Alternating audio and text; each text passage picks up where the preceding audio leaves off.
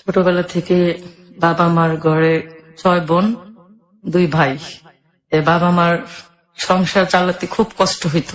সংসার উপার্জন করার মতো আমার বড় আপা আর আমার বাবা ছিল, আর সবাই আমরা ছোট ছোট। আমার বড় বোন বিয়ে হয়েছে, পরে স্বামীর বাড়ি চলে গেছে। তখন আমার আব্বা একা রোজগার করার মতো মানুষ। ঢাকা শহরে ঘর ভাড়া যদি ঠিকঠাক মতো না দিতে পারে, তাহলে বাড়িওয়ালার রুম তালা মারা দেয়। এখন আমার আব্বা কি করবে? করার পরে আমার বোন শুনতেছে যে আমাদের খাওয়া দাওয়ার খুবই কষ্ট, আমার আব্বা একা একা পারতেছে না। পরে আমার বোনের শ্বশুর বাড়ি আমার দুলাভাইয়ের সাথে অনেক কথা কাটাকাটি করলো যে আমি গার্মেন্টস এ চাকরি করে আমি একটু আমার বাবাকে সহযোগিতা করি।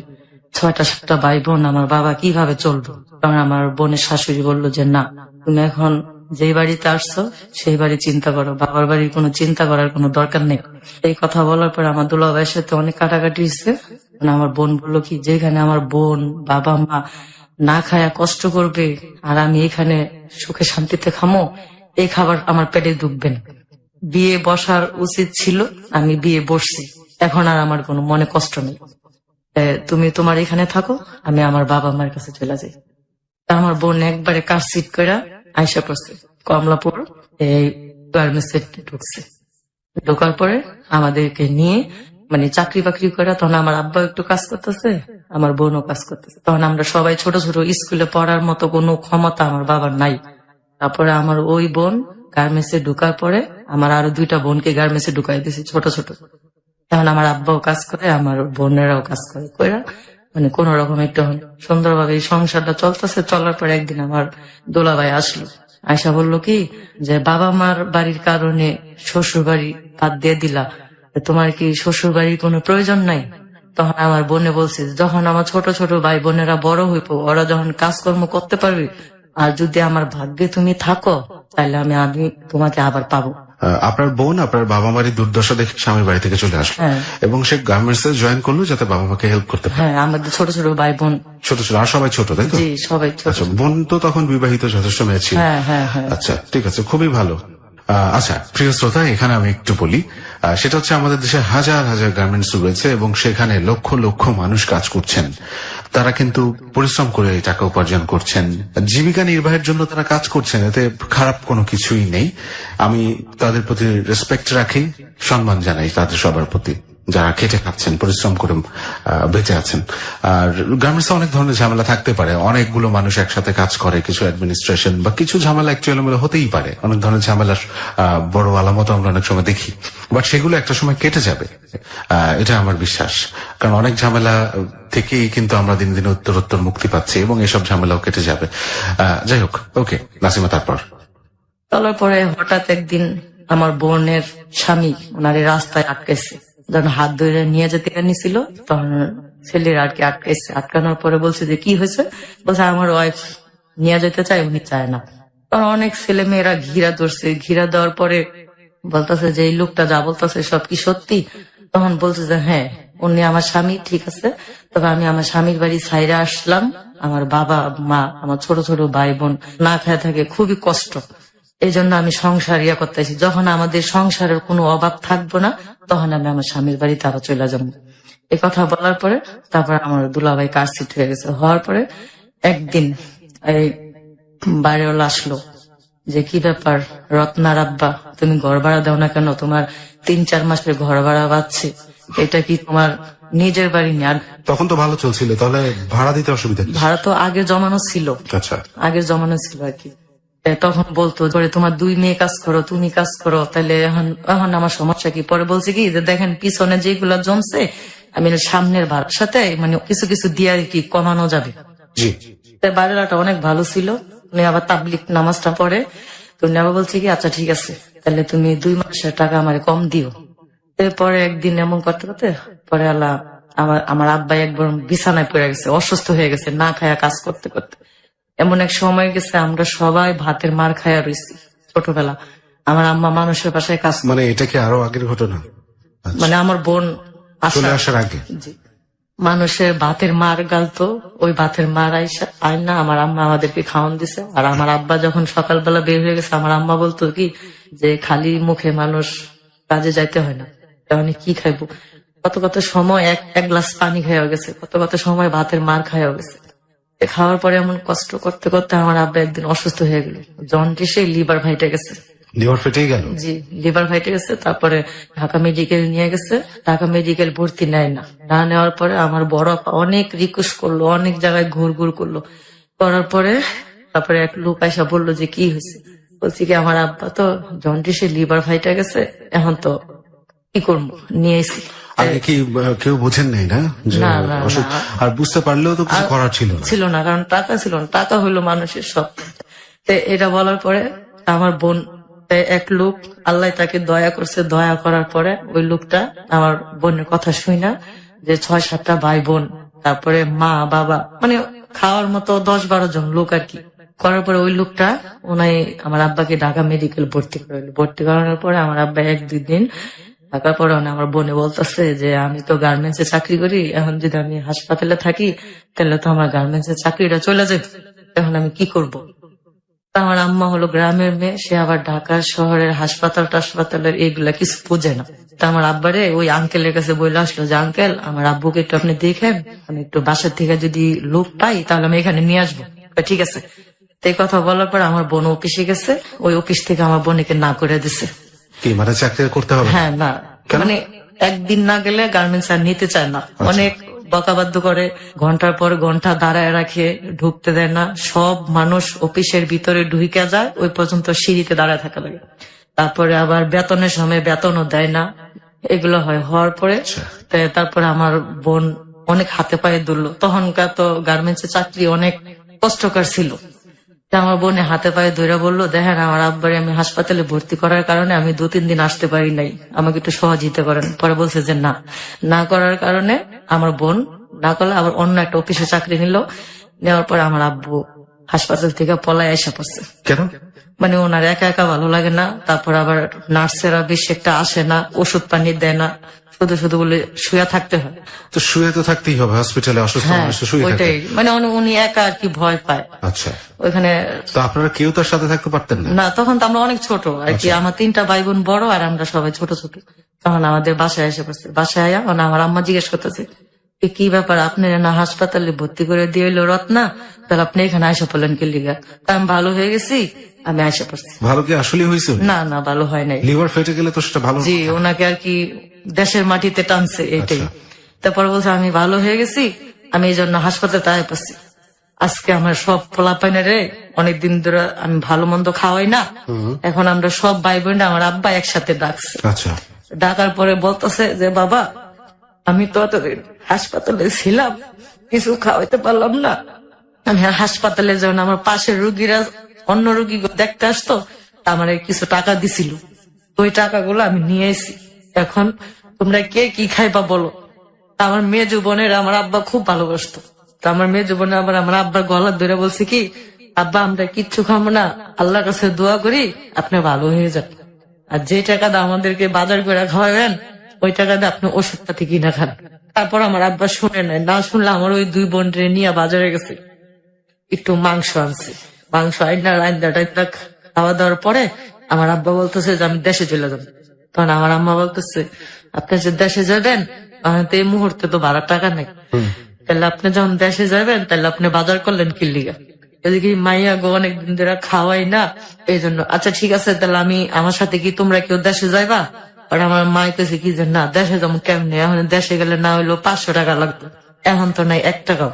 তাই আমার আব্বা কি তাহলে কেউ যাওয়া লাগবো না, আমি একাই যাম। এই কথা বললে আমার আব্বা একাই গেছে। একা যাওয়ার 2 দিন পর আমার আব্বা মারা গেছে, দেশে যায়। আচ্ছা, দেশে যায় 2 দিন পরে মারা গেছে। আমার আম্মারে বলছিল কেউ ছিলেন না আপনারা তার পাশে? না, আমরা ঢাকা। দেশে কে ছিল?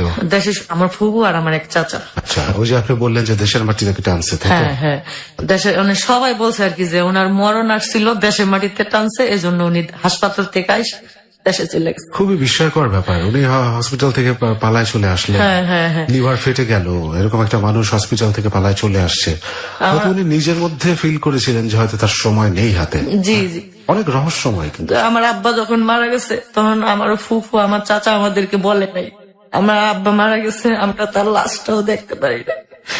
আপনাদেরকে বলে নাই কেন? না, বলে নাই। আমার ফুফু আর আমার চাচা মনে করছে কি যে আমরা মনে হয় আমার আব্বা অসুস্থ কারণে আমরা মনে হয় তাকে বাসার দিকে বের করে দিচ্ছি। আচ্ছা, তবে আমরা সত্যি বের করে দেয় না, আমার মাও বের করে দেয় না। তা আমার আব্বা একদিনকে বলছিল আমার মারে যে পিঠা খাইবো। তা আমার মা আবার তার বাপের বাড়িতে গেছিল, ময়মনসিং গেছিল, ময়মনসিং এর থেকে নারকেল আর পিঠা চাল নিয়ে আসলো। পরে আমার বোন রে বলতেছে, রত্না তোর আব্বা তো দেশে গেছে, এখন তোর কোনো খবর নাই, তাহলে আমি যাই দেখে আহিগা, তোরা ভালো মতো থাকিস। এই কথা বলে আমার আম্মা দেশে গেছে, নোয়াখালীতে গেছে।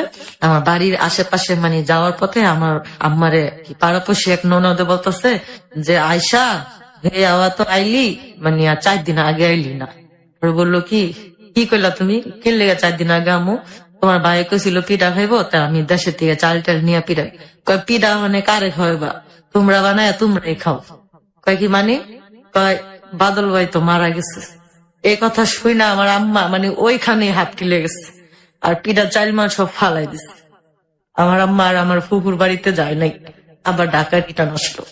আসার কয়েকদিন পরে মানে আমার আম্মা খুবই কান্দা।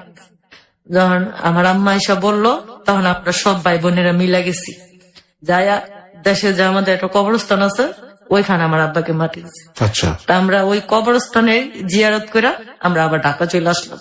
কিন্তু বিষয়টা আপনার ফুপু হয়তো মনে করছে যে বাসা থেকে বের করে দিচ্ছে। হ্যাঁ, এটা হলো আমার ফুফুর বা ভুল বাসা ধারণা। থেকে বের কেন করে দিবেন, সেরকম কোনো কারণ ছিল? না, ওই যে মনে করছে যে অসুস্থতা, আচ্ছা, অসুস্থতার কারণে হয়তো বাথরুম টাথরুম করে, হয়তো এটা আমাদের ঝামেলা মনে হইতে পারে, এই জন্য আমরা বাইর করে দিছি। বাড়ি কোথায় ছিল, দেশ কোথায়? আমাদের দেশ বাড়ি নোয়াখালী, লক্ষ্মীপুর। সে নোয়াখালী একা চলে গেলেন, ওখানে মারা গেলেন। হ্যাঁ। কিন্তু এইখানে আসলে আপনার বড় বোন, উনি তো চাকরি বাকরি করতেন। জি।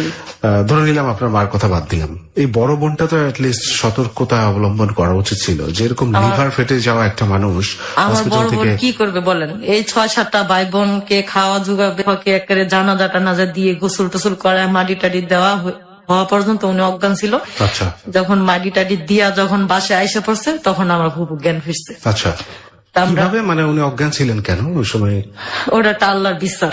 ঠিক আছে, আমরা 8টা ভাই বোন, আমার মা, আমরা ভাই বোনের কথা বাদ দিলাম, আমার মার তার স্বামীর কাছে অনেক দাবি ছিল ছাড়ানোর মতো, তার কাছে অনেক অন্যায় করছিল, সেই ক্ষমাটাও তাকে চাইতে দেয় নাই। আচ্ছা, না দেওয়ার পরে আমার আম্মা খুব, আমরা ওই কবরস্থানে থেকে আসে পড়ছে, আমরা আর আমার ফুফুর বাড়িতেও যাইনি, আমার চাচার বাড়িতেও যাইনি। না যাওয়ার পরে ওইখান থেকে আমরা আসি, আসার পরে আমার বোন আমাকেও গার্মেন্টসে ঢুকাই দিচ্ছে, আমার ছোট ভাইকেও গার্মেন্টসে ঢুকাই দিচ্ছে। যখন আমরা কিভাবে চলবো, চলার পরে তারপর আমার একটা ছোট ভাই ছিল, ওইটাকে বিয়ে করাই দিচ্ছে, যে আমরা সবাই গার্মেন্টসে গেলে আমার মাকে কে দেখবে। ছোট ভাইটার বয়স কি বিয়ের মতো হয়েছিল? না, হয় নাই। আচ্ছা, হয় নাই। তখন আমার বোন আর কি বললো কি যে আমরা সবাই যদি কাজে যাই তাহলে আমার মায় কিভাবে একা একা থাকবো, আব্বা মারা গেছে, তাহলে আমি কামালকে বিয়ে করাই দিই। লালবাগ কামরাঙ্গি চরের এক মেয়ে স্থানীয়, তার সাথে আমার ভাইয়ের বিয়ে হলো। বিয়ে হওয়ার পরে উনি আবার আমার মার সাথে খুব খারাপ ব্যবহার করছে। তাহলে তো উল্টা হইলো আরো। জি, তারপর আমার মার সাথে খুব উল্টা করছে। উল্টা করার পরে আমরা সব ভাই বোনে এখন চাকরি করি, গার্মেন্টসে গেছি। গার্মেন্টসে যাওয়ার পরে একদিন আয়সা, আমার বোনে আয়সা দেখে যে আমার আম্মা ভাত খাইতেছে, আমার বাবি আমার আম্মার কাছ থেকে ভাতের থালা নিয়ে গেছে। ভাতের থালায় নিয়ে যেত? নিয়ে যেছে। তো তখন আমার মানে ওর বয়স কেমন ছিল? আপনার ছোট ভাইয়ের বয়স কেমন ছিল বিয়ে যখন দিলেন? আমার ছোট ভাইয়ের বয়স তখন মনে হয় 17-18। 17? বউর বয়স তো আরো কম। হ্যাঁ, ওরকম। তখন বলতো কি যে কাজ করে খাইতে পারেন না, সবাই কাজ করে, আপনি বসে বসে খান কি লিগে? কাজ করে খাইয়া দেখেন কেমন লাগে, আর আরামে খালি বসে বসে খালি খান, এগুলো আর কি বলতো। তো তখন একদিন আমার বড় আপা শুনছে, শোনার পরে বলছে কি, দেখো রিনা, আমরা কিন্তু 6-7টা ভাই বোন কাজ করি, 6-7টা ভাই বোন কাজ করে যদি আমার এই বুড়া মারে যদি না বসায় খাওয়াইতে পারি, তাহলে তোমার আর কি দরকার ছিল? তুমি যদি বসে খাইতে পারো তাহলে আমার মা কি বসে খাইতে পারবো না? রাইট। তো এটা আমার বোনে বলছে। আমার বোনে তো জীবনের সাথে অনেক যুদ্ধ করছে, এই বাবা মা কয়া সংসারই বাদ দিছে। এটা বলার পরে আমার ভাবি বললো কি যে আমি একসাথে থাকবো না, একসাথে থাকবো না। আচ্ছা, তা আমার ভাইকে বললো কি, তুমি যদি তুমি থাকো তাহলে তুমি থাকো, নাহলে আমি গেলাম। তা আমার ভাই আবার একটু আমার মাকে খুব শ্রদ্ধা করে। তা আমার ভাই বলছে কি, আমার মা আমাদেরকে নিয়ে অনেক কষ্ট করছে, এখন আমি বউ পাই আমার মারে বইলা যাবো না, যদি তুমি যাও তা যাও। আমার বোন ও স্বামী সংসার ছাইরা যদি আসতে পারে, আর আমি ছেলে হইয়া আমি বউ ছাড়তে পারবো না? সাবাস, যাও, তুমি যাও। আমার এই ছোট ছোট বাইরে আমি কই যাবো? আমার বাবাটা মারা গেছে, আমার মা ওই সুখে সুখেই কদিন পরে মারা যাইবো, হেয়ার ভিতরে তুমি আবার এই কষ্টগুলা দিতেছ, তুমি যাও। তা আমার ভাবি রাগ করে গেছে। রাগ করে যাওয়ার পরে একদিন না একটু ভুল হয়েছে, আমার ভাই একদিন এই কথা কোয়ার যাওয়ার পরে আমার ভাই বলছে যে আমার মায় খাইবো, তুমি কোনো হিসাব করবে না। কথা কওয়া যাওয়ার পরে একদিন আমার আম্মার প্রেশার উঠছে। আচ্ছা, ভাবি কি গেছে তখন? যায় নাই না, যায়নি। আচ্ছা, আমার আম্মার প্রেশার উঠছে আর আমরা সবাই কাজে গেছি। আমার ভাই দুপুর বেলা, আমার ভাইও টেলাসে কাজ করে, আমার ভাই দুপুর বেলা জানালা দিয়ে আইসা দেখে কি আমার আম্মা খালি ঘরে এমনি একা একা ধাপ খাইতেছে। মানে প্রেশার উঠছে তো, মানে প্রেশারে ধাপ খাইতেছে, আর আমার ভাবি অন্য মহিলার সাথে বসে বসে গল্প করতেছে। আমার ভাই আবার যখন আসতো তখন জানালা দিয়া বলতো যে মা ভাত বাড়ো, আমি আসছি। তখন এই জানালা দিয়ে ডাকার পরে দেখি আমার মায়ের প্রেশার এরকম করে খেসতেছে। আচ্ছা, তখন আমার ভাই তাড়াতাড়ি করে আয়া করলো কি, এই তুই যেন বেডি গুলো গল্প করতেছস, আমার মায়ের যে ঘরে দাফাইতেছে তুই দেখাস না। এই কথা বলার পরে আমার মার মুখ দিয়ে একবারে মানে গুগরি বাই হয়ে গেছে, গাড়ি রক ছিঁড়ে গেছে। গাড়ি রক ছিঁড়ে যাওয়ার পরে আমার ভাই আমার বাবিরে বলছে, আমার মার যদি কোনো কিছু হয় তাহলে তোর আমি বাসার থেকে বাইর করে দিই। তাড়াতাড়ি করে এই আমার বড় আপা, আমি আর আমার মেজু বোন আমরা গেছি ময়মনসিংহ। 4 দিন হরতাল ছিল, কোনো গাড়ি গুড়ি চলতো না। ওই 4 দিনে হরতালে গার্মেন্টস বন্ধ দিছে। আর আমার বড় আপা বললো কি যে চাকরি করি যখন দেশে যেতে পারি না, তাহলে এই সুযোগে একটু দেশের থেকে ঘুরে আসি। দেশে আমরা যে রাইতে গেছি এই রাইতে এই ঘটনাটা ঘটছে। আচ্ছা, আমার আম্মার এই ঘটনা। তাহলে হয় আমার ভাই আর আমার দুলা ভাই আর আমার একটা বোন বরিশাল বিয়ে হয়েছে, এই বরিশালের বোনটা এখানে আইছে। আর আসার পরে আমার আম্মাকে এই ঢাকা মেডিকেল নিয়ে গেল। আচ্ছা, হসপিটালে ভর্তি করলেন? হসপিটালে ভর্তি করছে। আচ্ছা, এখানে আমরা একটা ব্রেক নিই। হ্যাঁ, একটা বিরতি নিই। প্রিয় শ্রোতা, মর্মান্তিক এক জীবনের গল্প শুনছেন। একেবারে শুরু থেকেই ওর চোখ অশ্রু সচল এবং আমিও শিহরিত। আমি প্রত্যেকটা মুহূর্ত অনুভব করছি আসলে। তারপরেও আমি কৃতজ্ঞ তাদের প্রতি যারা কিনা ওর ভাই এবং ওর মার মতো, যে বোন আসলে স্বামী সংসার ফেলেই চলে আসছে এবং যেই ভাই তার বউকে নিজের মার জন্য বললে তুমি চাইলে যেতে পারো, আমি যাব না। দ্যাটস এ গ্রেট থিং এই সময়ে। আমি এটাও বলছি না যে আপনি আপনার বউকে বা আপনি আপনার স্বামী সংসার ছেড়ে চলে আসেন, কিন্তু এরা কেন ছেড়ে চলে আসছে বা বউকে কেন এভাবে শাসাচ্ছে, সেটা একমাত্রই মা বাবার প্রতি অসীম শ্রদ্ধা এবং ভালোবাসা। আমি শুধু চাই এটাই বেঁচে থাকুক, এটাই জেগে থাকুক। বাবা মাই তো আসলে সবকিছু। বাবা মা ছাড়া তো এই পৃথিবী আপনার জন্য অন্ধকারময় বা কোনো কুল কিনারা ওর নেই বাবা মা ছাড়া। এখন দেখেন ও কাঁদছে ওর বাবার জন্য, ওর মার জন্য কাঁদছে। 26 বছর বয়স ওর। একদম ছোটবেলা থেকে মা বাবার আদর পায় নাই, মা বাবার আদর পায়নি, কিন্তু মা বাবার প্রতি ভালোবাসার কিন্তু একটু কমতি ওদের মধ্যে। যার জীবনে মা বাবা নাই তার জীবনের কোনো মূল্যই নাই। প্রিয় শ্রোতা, ও ঠিকভাবে বলতে পারছে না। আমরা একটা ছোট বিরতি নিচ্ছি, ও নিজেকে একটু শান্ত করুক। আমরা ফিরে আসি নাসিমাকে নিয়ে, কোথাও যাবেন না। হ্যালো 8920 জীবনের গল্প। হ্যালো 8920 জীবনের গল্প। প্রিয় শ্রোতা, আবারও স্বাগত জানাচ্ছি আপনাদের সবাইকে হ্যালো 8920 জীবনের গল্পে। আমি আরজে সেতু আছি আপনার সাথে এবং এক মর্মান্তিক জীবনের গল্প নিয়ে আজকে হাজির হয়েছে এখানে নাসিমা। প্রথম অংশটুকুই এতটুকু শুনেই এখনো পর্যন্ত আমিও পারছি না একটু স্বাভাবিক হতে, কারণ প্রত্যেকটা মুহূর্তের মধ্যেই আমি ঢুকে পড়েছিলাম। গল্পগুলো আমি উপলব্ধি করতে পেরেছি এবং আমি জানি আমার মতো আপনারাও ঠিক একইভাবে আগ্রহ নিয়ে গল্পটা শুনছেন। প্রিয় শ্রোতা, আমরা সাথে থাকবো পুরোটা সময়, আপনারা এই গল্পের সাথে থাকবেন আশা করছি। আমি নাসিমার কাছে যাচ্ছি। আপনারা তখন সবাই একটু বাড়িতে বেড়াতে গেলেন এবং সেই রাতেই আপনার মা স্ট্রোক করলেন। হ্যাঁ, তখন আমার বরিশাল এক বোন বিয়ে হয়েছে, ওই বোন বেড়াতে আসছিল। কারণ আমার ওই বোনটা আমার ছোট ভাইটা ঢাকা মেডিকেল ভর্তি করছে। আমার আম্মার নাকে নল লাগায় রাখছে, ওই নল দিয়ে আর কি খাওয়া দাওয়া দিত। আমার আম্মা বলতেছে, হাসপাতাল থেকে বলতেছে যে রত্না, রিনা, নাসিমা ওকে আমি যাওয়ার সময় কি দেখতে পারবো না। এটা বলার পরে আমার ভাই বললো কি যে হ্যাঁ যেভাবে হোক আমি আনমই, তুমি চিন্তা করো না মা। কথা বলে আমার ভাবি তখন তার বাপের বাড়িতে চলে গেছে। আমার আম্মার এই অবস্থা শুনে আসেনি। আমার ভাই রেলগাড়ি কইরা দেশে গেছে ভোরে দেশে গেছে। দেশে আবার একটা পাখি আছে যে মানুষের যদি কোনো আপদ বিপদ আসে ওই পাখিটা আর কি কুক কুক কুক বলে, যদি কুক বলে তাহলে মানুষ মারা যায়। তখন আমার বোন আর কি আমার মামিরে বলতেছে, মামি এই খুব পক্ষীটা যে ডাকতেছে মনে হয় আমার মার মনে হয় কিছু হয়েছে, আমার ভাল লাগতেছে না। কয় কি না কিছু হয় নাই, তুই ঘুমা। এই কইতে কইতে আল্লাহর কি হুকুম, আমার ভাই ভোর সকালবেলা গেছে। আপা বলতেছে যে কিরে কামাল তুই, আমি আইলাম এই বিকালবেলা, তুই আইলি সকালবেলা, কারণটা কি? কয় আমারে তো হাসপাতালে ভর্তি করে দিয়েছি। এই কথা শোনার পর আমার বোন একবারে লগে লগে মানে অজ্ঞান হয়ে নিচে পড়ে গেছে। মা চিল্লান কয়া দিয়া পড়েছে। তখন তো আমরা আবার একটু ছোট ভালোই বুঝি। এই কথা বললে আমার বোন বলতেছে, মামি এখন যে হরতাল কিভাবে যাব, তখন তো বাসও চলে না, ট্রেনও চলে না। তারপরেও রাত্রে আমরা ঘুমাই নাই, না ঘুমায়া রাত 3টা-4টার সময় আমরা রওনা দিছি রেল লাইনের উপর দিয়া। আমরা সবাই মিলে হাঁটতে হাঁটতে হাঁটতে হাঁটতে একবারে ময়মনসিংহ স্টেশন পর্যন্ত আসলাম। হাঁটতে হাঁটতে চলে আসছি? জি, হাঁটতে হাঁটতে আসলাম রেলের উপর দিয়া। বাবা। আসার পরে দেখি রেলের মাথার ভিতরে বড় বড় পাথর ফালায় রাখছে। তারপরে লোহার ওই যে চঙ্গল্লাহান ইয়াগুলা ফালায় রাখছে। এখন কি করব? করার পরে আমার বড় আপা বলতেছে যে আল্লাহ তুমি এরকমই করলা যে বাবা মরলো, বাবাটারও দেখতে পারলাম না, এখন বাড়ারে নিয়ে যাবা, বাড়াও কি দেখতে পারবো না। এই কথা বলার পরে আমার মেজু বোন আবার আমার বোনেরে বলতেছে যে তুই কান্দিস না, আল্লাহ যা করে ভালোই করবো। এমন কথা কথা পরে বাস স্ট্যান্ডে গেছি, বাসুল্লাহ বেড়া বলছে কি যে না আজকে তো চলবো না, শুক্রবারে চলবো। তারপরে আবার এই হাঁটতে হাঁটতে আবার বাড়িতে গেছি। বাড়িতে যাওয়ার পরে তারপরের দিন আবার ভোরে ঢাকা ফার্স্ট ট্রিপে আসলাম। আয়সা দেখি কি আমার আম্মা মারা গেছে।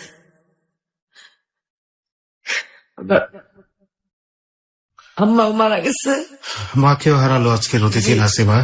এবং দেখুন প্রিয় শ্রোতা, আমি বারবার বলছিলাম যে মর্মান্তিক একটা গল্প, এর চেয়ে কঠিনতর শাস্তি বা এর চেয়ে কঠিন দুঃখ মানুষের জীবনে কি হতে পারে? বাবা মরে গেল, সেই বাবাকেও দেখলো না, মাটা মরে গেল, সেই মাটা মরে যাওয়ার সময়ের সাথে থাকলো না। যে বাবা জন্ম দিছে তাদের মাটি দেওয়ার মতো কোনো ভাগ্য পড়ালো আমাদেরকে দেয় নাই। পরে আমরা যখন ঢাকা আসলাম, আইসা দেখি বলতেছে যে মা তো মারা গেছে, মাটি দিয়ে দিছে আমার মাকে। মাটি দেওয়ার পর আমার বোন এত কান্না করতেছে মানে বলার বাহিরে। কারণ আমার বোন আমাদের সবাইকে নিয়ে জাবরায়া ধইরা বলতেছে আমি তোর মা, আমি তোদের বাবা, কোনো দুঃখ করিস না। পরে আমাদেরকে নিয়ে গার্মেন্টসে ঢুকাইলো। আমার ছোট ভাইয়ের একটা ওয়ার্কশপে কাজে দিল, আমার এই গার্মেন্টসে ঢুকাইলো। পরে এখন বাবা মার দুঃখ কাহিনী শেষ। যখন একটু বড় হইতেছি, এখন নিজের ভালো মন্দ নিজে বোঝার মতো মানে খুব হইতেছে। 98 বন্যার সময় আমি আর আমার এক বান্ধবী রাস্তা দিয়ে আসার পথে অপর সাইডে আর কি 2টা ছেলে, ওরা 2টা ছেলে আর আমরা 2টা মেয়ে আসার পথে মানে ওনারাও আমাদেরকে দেখে একটু হাসতেছে, আমরাও হাসতেছি। গার্মেন্টসে কাজ করতেছি, এখন আর বাবা মার দুঃখ বইলা থাকতে হলে মানুষের একটু আনন্দের প্রয়োজন। এই জন্য আর কি আমার বান্ধবীরই আর আমি গার্মেন্টসে কাজের খুঁজে গেছি। যাওয়ার পথে রাস্তায় 2টা ছেলে দেখছি। তো ওই ছেলেটা আবার আমাদেরকে প্রেমের অফার দিচ্ছে। ওই ছেলেটারে পছন্দ করতো আমার বান্ধবী চম্পা, ওই ছেলেটা পছন্দ করতো আবার আমাকে। আমরা যতক্ষণ গার্মেন্টস এর ভিতরে ঢুকছি এতক্ষণ ওরা 2টা ছেলে এখানে দাঁড়ালো। আমরা যখন আবার গার্মেন্টস থেকে বাইরে হয়েছি, আবার আমাদের পিছনে পিছনে পিছনে পিছনে বাসায় আসে। আচ্ছা, আমরা আবার ছাদের উপরে উঠছি, যে বাসা থাকি এ বাসা আবার বিল্ডিং আছে, ছাদের উপরে উঠছি। ওইটা দেখি কি আমাদেরকে নিচে থেকে খুঁজতেছে, এইভাবে খুঁজতেছে। আমরা ছাদের উপরে এত বড় একটা ইট ছিল, ওই ইটটা ওকে শরীরে মিলা মারছি। আচ্ছা, মিলা মারাতে মানে ওনাদের শার্ট মাঠ সব ভিজে গেছে। কিসে, রক্তে? না মানে পানিতে আর কি। পানি? ইট মানে আমরা বলতেছি যে ছেলেগুলো কত খারাপ। কমলা পড়ে থেকে পিছে পিছে আমাদের বাসা পর্যন্ত আসলো। আচ্ছা, কত বড় মানে আমার লগেরটা বলতেছে কি ও মনে হয় তোরে পছন্দ করছে। আমি কই না, আমার পছন্দ করে নাই, মনে তোরে পছন্দ করছে। এরকম করতে করতে তাই আমরা ছাদের উপরে উঠছি। ছাদের উপরে উঠে কি আয় দেখি কারে খোঁজ করতেছে। ছাদের উপরে উঠে দেখি কি জামগো বিশ্রাইতেছে, কারণ ছাদে এত বড় একটা ইট ছিল। ওই ইটটা ওদের সোজাসুজি মিলা মারছি, পানি দিয়ে ওরা শরীর আর কি ভরে গেছে। আচ্ছা, সামনে কি পুকুর টুকুর ছিল? না না, মানে 98 বন্যার পানি রাস্তার আর কি এগুলা। তারপরে আমার বান্ধবী বলতেছে কি ও মনে হয় তোরে পছন্দ করে। আমি কই কি না, তোরে পছন্দ করে। আচ্ছা, দুজনে মিলে জল্পনা কল্পনা হ্যাঁ করছেন। হ্যাঁ, এখন আমি বলছি কি তোর কি পছন্দ নেই এরকম, কয় ওই লাল শার্ট পরা ছেলেটা যদি আমারে প্রেমের অফার দেয় তাহলে আমি প্রেম করবো। আমি কি কর তুই, আমার কোনো সমস্যা নাই, তাহলে তুই ছেলেরে তোর গার্মেন্টস এর ঠিকানা দে। কয় কি গার্মেন্টস এর ঠিকানা দিতে হবে না, ওর যদি আমাদেরকে ভালো লাগে তাহলে ও নিজে আমাকে খুঁজে বের করবো। তো এটা বললো আর কি, ওই যে আমার সাথে মেয়েটা চম্পা গেছে। তাই সকালে আমরা আবার অফিসে যাবো, দেখে আমাদের বাড়ির রাস্তার সামনে দাঁড়াইছি। দাঁড়াতে দাঁড়াতে এই পিছনে পিছনে যাওয়া আসার মাঝখান থেকে মানে প্রেম হইলো আর কি। প্রেম হয়ে গেল কার সাথে কার? ওই সেন্টুর সাথে আর কি। সেন্টু ওর নাম? জি। ওর সাথে কি আপনার হইলো? এখন তো ওই চম্পা মেয়েটা বলতো যে ওর পিছনে ঘুরতে, আর আমিও জানতাম যে ওর পিছনে। আচ্ছা। যখন ওই ছেলেটার সাথে আমরা সরাসরি কথা বলছি, ওই ছেলেটা আর কি আমার বান্ধবী বললো যে পিছনে পিছনে আসতেছে, আর বললো যে তোমাদের সাথে একটু কথা ছিল, যদি বলতা।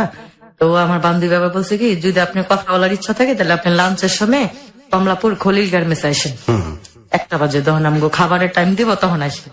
তো এখন কথা কওয়ার সময় নেই। কয় কি আচ্ছা ঠিক আছে। তা আমরা দুপুর বেলা খায়া নিচে নামছি। নিচে নামার পরে বলছে কি যে তোমাকে কয়টা ছুটি দিব? 10টাও হইতে পারে, 5টাও হইতে পারে, 8টাও হইতে পারে, কোনো ঠিক নাই। তা আপনি কি বলবেন বলেন।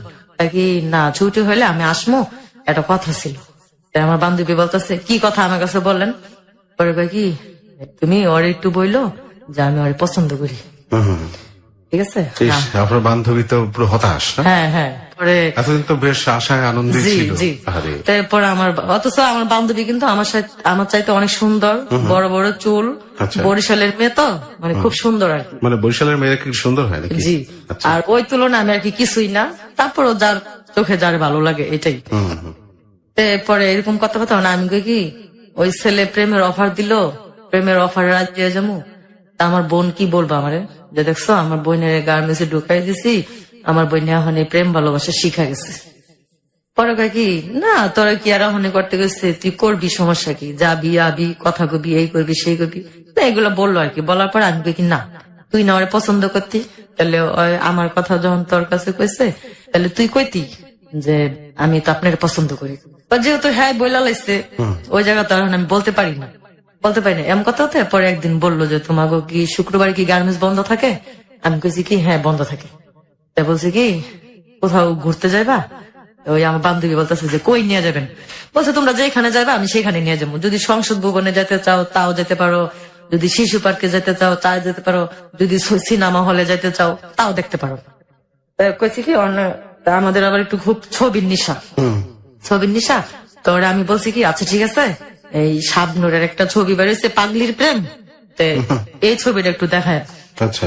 তাহলে এই ছবি দেখার জন্য আমরা আসলাম এই রাজমণি হলে, এই প্রথম ফার্স্ট হল চীনা গার্মেন্টস জীবনে আর কি।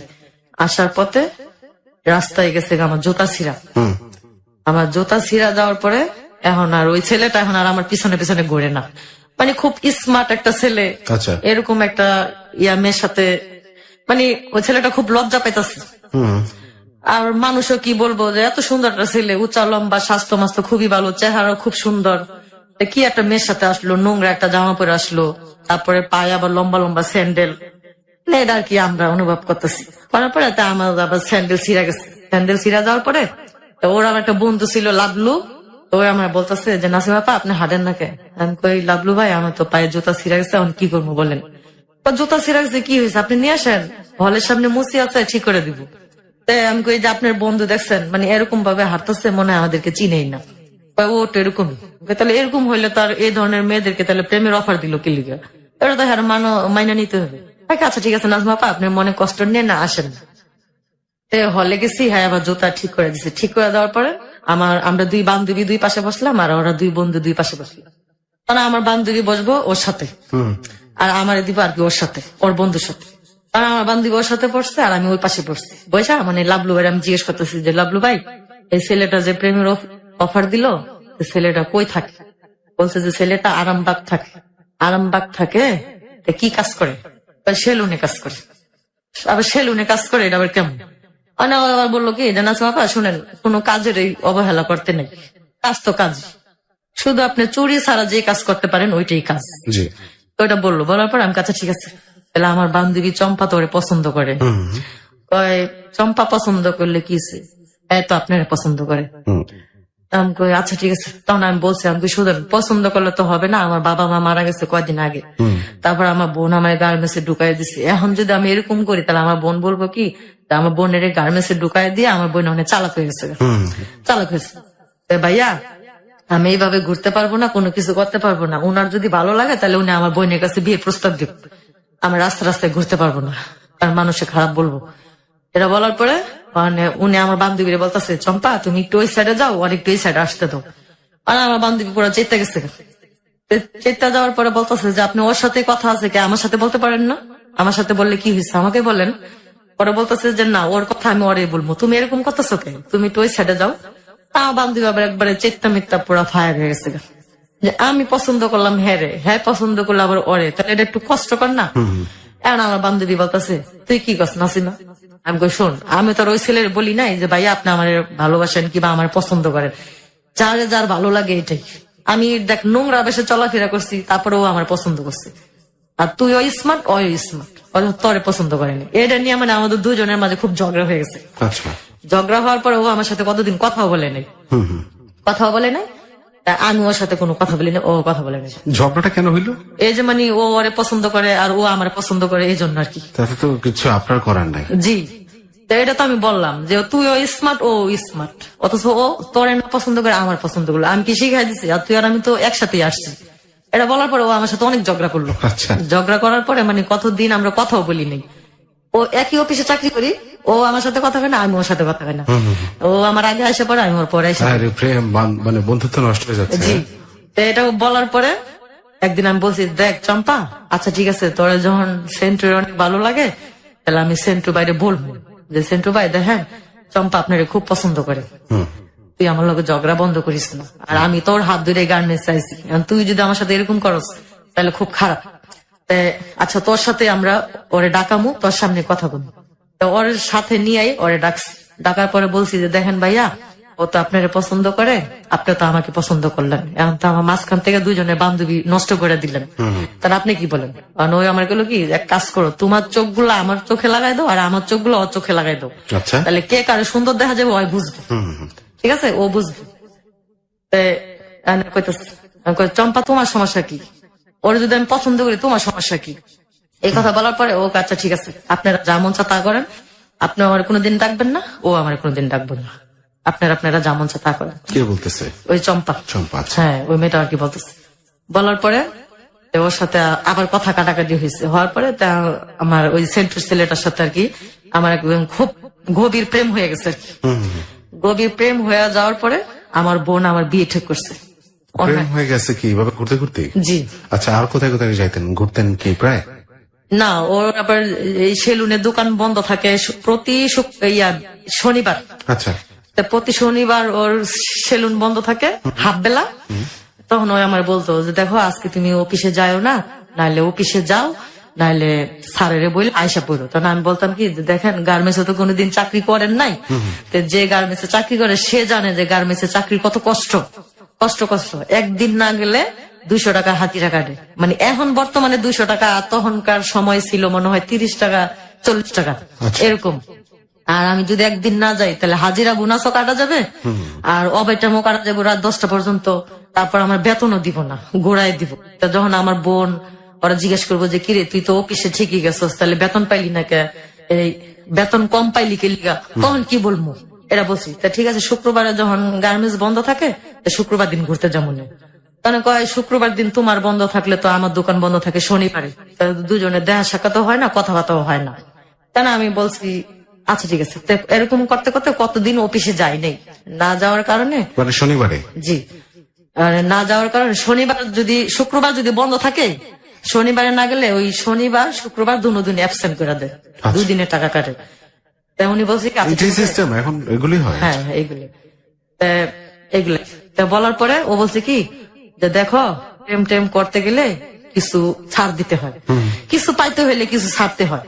তা উনি এটা বললো। তখন আমি বললাম কি দেখেন রাস্তা আমি ঘুরতে পারবো না, আমার বাইরে সবাই চিনে, আমার বোনেরও সবাই চিনে, তারপর আমার বাড়ির সবাই বলবো যে দেখ সেরি বড় না হইতে হইতেই দেখো সেরি প্রেম ভালোবাসা শিক্ষা গেছে গা, কেমন পাকনা হয়ে গেছে এমনি মানুষে বলে যে বাপ মা ছাড়া পোলা পাইন দুনিয়ার চালাক চতুর, তার ওরকম থাকতে চাই না। আচ্ছা আপনার যখন খুব পছন্দ আমার, তাহলে আপনার দেশে থেকে আপনার বাবা মা নিয়ে আসেন, বাবা মা নিয়ে আসেন, ভাই বোন নিয়ে আসেন। মানে উনি আমার বলতেছে যে না, আমি বাবা মা আনবো না, আমার ভাই বোন আনবো না, আমি নিজেরা আমরা বিয়ে করবো। তারপর আমি বলতেছি যে নিজেরা যদি বিয়ে করেন তাহলে কিন্তু আপনি কিছু পাইবেন না, কিছু পাইবেন না। আর যদি আমার ভাই বোন নিয়ে যদি আপনি বিয়ে করেন, আর আপনার বাবা মা নিয়ে যদি বিয়ে করেন, তাহলে যদি কিছু চাওয়া পাওয়া থাকে তাহলে আপনি কিছু পাইবেন। আর যে একা একা বিয়ে করলে কিছুই পাইবেন না, আর আমার বোনে অনেক কষ্ট পাইব। বাকি আমার যে একটা মানে দোষ আছে, ওই দোষটা শুনলে তো তুমি আমার সাথে মিশবা না। আচ্ছা, তখন আমি তখন আমার সাথে ওনার সাথে খুব প্রেম, খুব একেবারে বেশি বেশি আর কি প্রেম। আচ্ছা। ওনারা ছাড়া আমি থাকতে পারি না, আমার ছাড়া উনি থাকতে আর পারেন না। প্রেমটা হচ্ছে কি, কথা কি ফোন টোন ছিল না নাকি না এমনি দেখা হইতো? না, ফোন ছিল না। আচ্ছা, শুধু ওই যে সকালবেলা অফিসে যাওয়ার সময় আসতো, আর দুপুর বেলা এসে কিছু কেনাকাটা দিয়ে যেত, আচার টাচার এগুলা কিনা দিয়ে যেত। আর বিকাল বেলা যখন ছুটি হইতো, বিকাল 5টার থেকে রাত 10টা পর্যন্ত দাঁড়ায় থাকতো যে গার্মেন্টস কখন ছুটি হইব। দারোয়ানেরা জিজ্ঞেস করতো, বলতো যে 8টায় ছুটি হইব, নাহলে 10টায় হইব। আসা যাওয়ার উপরেই থাকতো আর কি। আচ্ছা, এই এরকম প্রায় 8-9 মাস চলছে। 8-9 মাস চলার পরে ওর আবার একটা বন্ধু আছে, বিদেশ চলে যাবে সিঙ্গাপুর। ওরে আবার আমার কথা বলছে, বলার পরে ওই বলছে কি তাহলে একটু দেখাইস। রাত 12টা 11:30 বাজে, তখন ওর বন্ধু আর কি আজকে ফ্লাট চলে যাবো, তা আমার দেখাইতেছে। তখন আমরা ঘুমায় পড়ছি। কিভাবে যাবো, তখন আমার আরেকটা বান্ধবী ছিল রীতা, ওরা এসে বলতেছে রীতা নাসিমার একটু ডাক দাও না। তাকে আমি যাইতে পারবো না, ওর যে বই অনেক বকা দিব, কারণ আমার একটা বন্ধু বিদেশ চলে যাবো, তো ওর একটু দেখবো। এই কথা বলার পরে তো আমার ডাকছে, আমার বইনে কইছে কে রে, বাকি রত্না পা, আমি একটু নাসিমার একটু দরকার। তাই আমার বইনে ডাকিয়া দিছে। ও আমার বলতেছে কি সেন্টু ভাই আইসে, তোর লগে দেখা করবো। আমি কইছি যে আমি এত রাত্রে কেমনে যাবো ওখানে। পরে বলতেছে যে যা, কে বলে আইসে বিদেশ চলে যাবো, তোরে দেখবো। তখন আমি কই যামো যখন, আচ্ছা ঠিক আছে, তাহলে গেটের বাইরে বাথরুমের কথা কইয়া আইসি। আমার আপারে বলছি যে বড়পা আমি বাথরুমে যাইতেছি, একটু দেরি হইতে পারে। এই কথা বললে আইসা গেটের সামনে আইসা ওই ছেলেটার সাথে কথাবার্তা বললাম, দেখা সাক্ষাৎ হলো। বাকি ও কিন্তু খুব ভালো ছেলে, আর আপনি কষ্ট দেন না, আর ও আপনার খুব পছন্দ করে। আর আমি যাইতেছি গা, যদি আল্লাহ বাঁচায় রাখে তাহলে আবার দেখা হবো, আইসা দেখি যেন আপনাদের বিয়ে হয়েছে। এটা বইলা ও গেছে যে দোয়া করেন। আমি আচ্ছা ঠিক আছে, এই কথা বইলা গেছে। যাওয়ার পরে আবার যখন সকালে অফিসে যেতেছি, বললো দেখো নাসিমা 8-9 মাস হয়ে গেছে আমরা ঘুরতেছি, ঘোরাফেরা না কইরা চলো আমরা সংসারী হয়ে যাই। তখন আমি বলতেছি আপনি কয় টাকা ইনকাম করেন, আপনি ঢাকা শহরে ঘর ভাড়া দিয়া আপনি বউ নিয়ে থাকতে পারবেন? পরে কয় কি দেখো তুমি তো গার্মেন্টসে কাজ করো, আমিও তো কাজ করি, কাজ করো, দুজনে মিলে একসাথে চলাফেরা করি। আমি কাজ করেন তাহলে আমার বোনের বলেন যে আপা আমি তো নাসিমারে বিয়ে করতে চাই, আপনি কি বলেন? পরে কয় কি না তোমার আপা তো আমার কাছে তোমারে দিব না। আমি কে লেগে দিব না, আপনি এত সুন্দর একটা ছেলে, উঁচা লম্বা, স্বাস্থ্য মাস্টার সবই ভালো, তাই আপনি দিব না কি লিগা? তাই কি না চল আমরা দুজনে পালায় বিয়ে করে লি। আমি পালায় বিয়ে করবো, আচ্ছা ঠিক আছে, তাহলে আমি যখন বেতন পাবো তখন। ওই কথা না তোমার বেতন লাগবো না, আমি টাকা জমাইছি, তুমি আসো। যে আমি কই একা একা তো বিয়ে হয় না, তাহলে আপনি কিভাবে বিয়ে করবেন? আমার খালা আছে। তোর আপন খালা? না না, যে বাসায় ভাত খায়, ও আচ্ছা, ওই মহিলার আর কি খালা বলছে। বাসায় জানাতে চাচ্ছেই না? না না, জানাতে চাচ্ছে না। ওই যে ওনার ভিতরে যে একটু সমস্যা আছে। কি সমস্যা? ওই যে উনি যে হিন্দু। ও আচ্ছা, এটা আপনি জানতেন না? ওইটা তখন জানতাম না। ও আপনিও জানতেন না? না, এই জন্য তো আমি যে বারবার বলতেছি যে আমার বোনের সাথে আলাপ করেন, আমার আপনার বাবা মা নিয়ে আসেন। তারপর উনি আমার বলতেছে না যে আমি হিন্দু কিংবা তুমি মুসলমান। ঠিক আছে, বুঝছি। এটা না বলার কারণে তার আমি বলতেছি দেখেন আমার বাবা মা মারা গেছে, আমার বোনে কষ্ট করে মানুষ করছে। আপনি চাচ্ছেন ফ্যামিলিতে জানাইতে? হ্যাঁ হ্যাঁ হ্যাঁ। ও চাচ্ছে জানাবে না, কারণ হচ্ছে ওনার ভিতরে যে দুর্বলতা সেটা আমি জানি না। সেটা হচ্ছে যে এই কারণটা আমরা পাইলাম যে কেন উনি জানাতে চাচ্ছে না, যে আসলে তারা বিয়ে করলো কিনা ফাইনালি, বিয়ের পরে বিয়ে যদি হয়েই যায়, এরকম একটা ধর্মের একটা ব্যাপার যেখানে প্রকট আকার ধারণ করে দেশে, এরকম অনেক জায়গাতেই হয়। তো সেই রকম একটা পরিস্থিতিতে কি হতে পারে, এটা কিন্তু আরেকটা নতুন দুয়ার খুলে যাচ্ছে এই গল্পের। আমরা খুব মর্মান্তিক জীবনের গল্প থেকে হয়তো কোনো আশার আলো দেখতে পাচ্ছি, হয়তো আবারও গিয়েও উল্টে হয়তো আরো দুঃখ হতাশার মধ্যে পড়ে যাবে। লেটস সি কি ঘটে, আমরা এখনো কিছুই জানি না। ওকে, আমরা এখন একটা ছোট বিরতি নিচ্ছি। প্রিয় শ্রোতা, আপনি শুনছেন আপনার প্রিয় অনুষ্ঠান হ্যালো 8920 জীবনের গল্প। আর যে সেতু আছি আপনার সাথে, এবং আমাদের আজকের অতিথি নাসিমাও রয়েছে। তার জীবনের গল্পটা শুনছি আমরা, এবং আরো মেজর পার্টস গুলো নিয়ে আমরা ফিরে আসব। আর ততক্ষণ কোথাও যাবেন না কেউ, আশা করছি। এবং এখানে আপনারা যারা আসতে চান, সবার জন্য একটা ফোন নম্বর আছে, সবার জন্য এই দ্বার উন্মুক্ত, যেই যাবেন সেই আসতে পারবেন, যদি কিনা আপনার জীবনের গল্পটা অন্যের জন্য ইফেক্টিভ হয়, সেক্ষেত্রেই শুধুমাত্র। এবং আপনি ফোন করলে আমাদের টিম মেম্বার লোবান আপনাকে ফোন ব্যাক করে আপনার সাথে কথা বলে আপনাকে এখানে আসা নিশ্চিত করবে। ফোন নম্বরটা হচ্ছে 09613892। আবারও বলছি 09613892। অনেকেই হয়তো ফোন করেন, অনেকেই আমরা আস্তে আস্তে করে ফোন করে একটা সিরিয়াল মেনটেন করতে হয়। অনেকেরই ফিডব্যাক থাকে যে কেন ফোন করা হয় না। এগুলো আমি পার্সোনালি আমার ফেসবুক মেসেঞ্জারে পাই, সেখানে আপনারা লিখতে পারেন। অ্যাড্রেস হচ্ছে facebook.com/hetu.abcradio। এই মুহূর্তে ফেসবুকে, অর্থাৎ এবিসি রেডিওর যে ভেরিফাইড পেজটা আছে, সেখানে গেলেই আজকের অতিথির ছবি সহ একটা পোস্ট দেখতে পাবেন। সেখানেই আরজে সেতু পেজটা ট্যাগ করা আছে, সেটাতে লাইক দিয়ে কানেক্টেড থাকুন, এবং সেখানেই আপনার কোয়ারিজ গুলো আমি সরাসরি উত্তর দিব আপনাকে আরজে সেতু পেজে। আর আজকের পোস্টটা অনেক বেশি বেশি শেয়ার করুন, যাতে করে আপনার আশেপাশের সবাই, আপনার ফেসবুকের ফ্রেন্ডসরা জানতে পারে এবং এই শোটা শুনতে পারে। আর কমেন্ট করুন, সেগুলো পড়া হবে আই হোপ। তো ছোট একটা বিরতি নিচ্ছি। শুনছেন হ্যালো 8920 জীবনের গল্প। আরজে সেতু আছে এবং নাসিমাকে নিয়ে ফিরছি ঠিক একটু পরেই। হ্যালো 8920, হ্যালো 8920 জীবনের গল্প।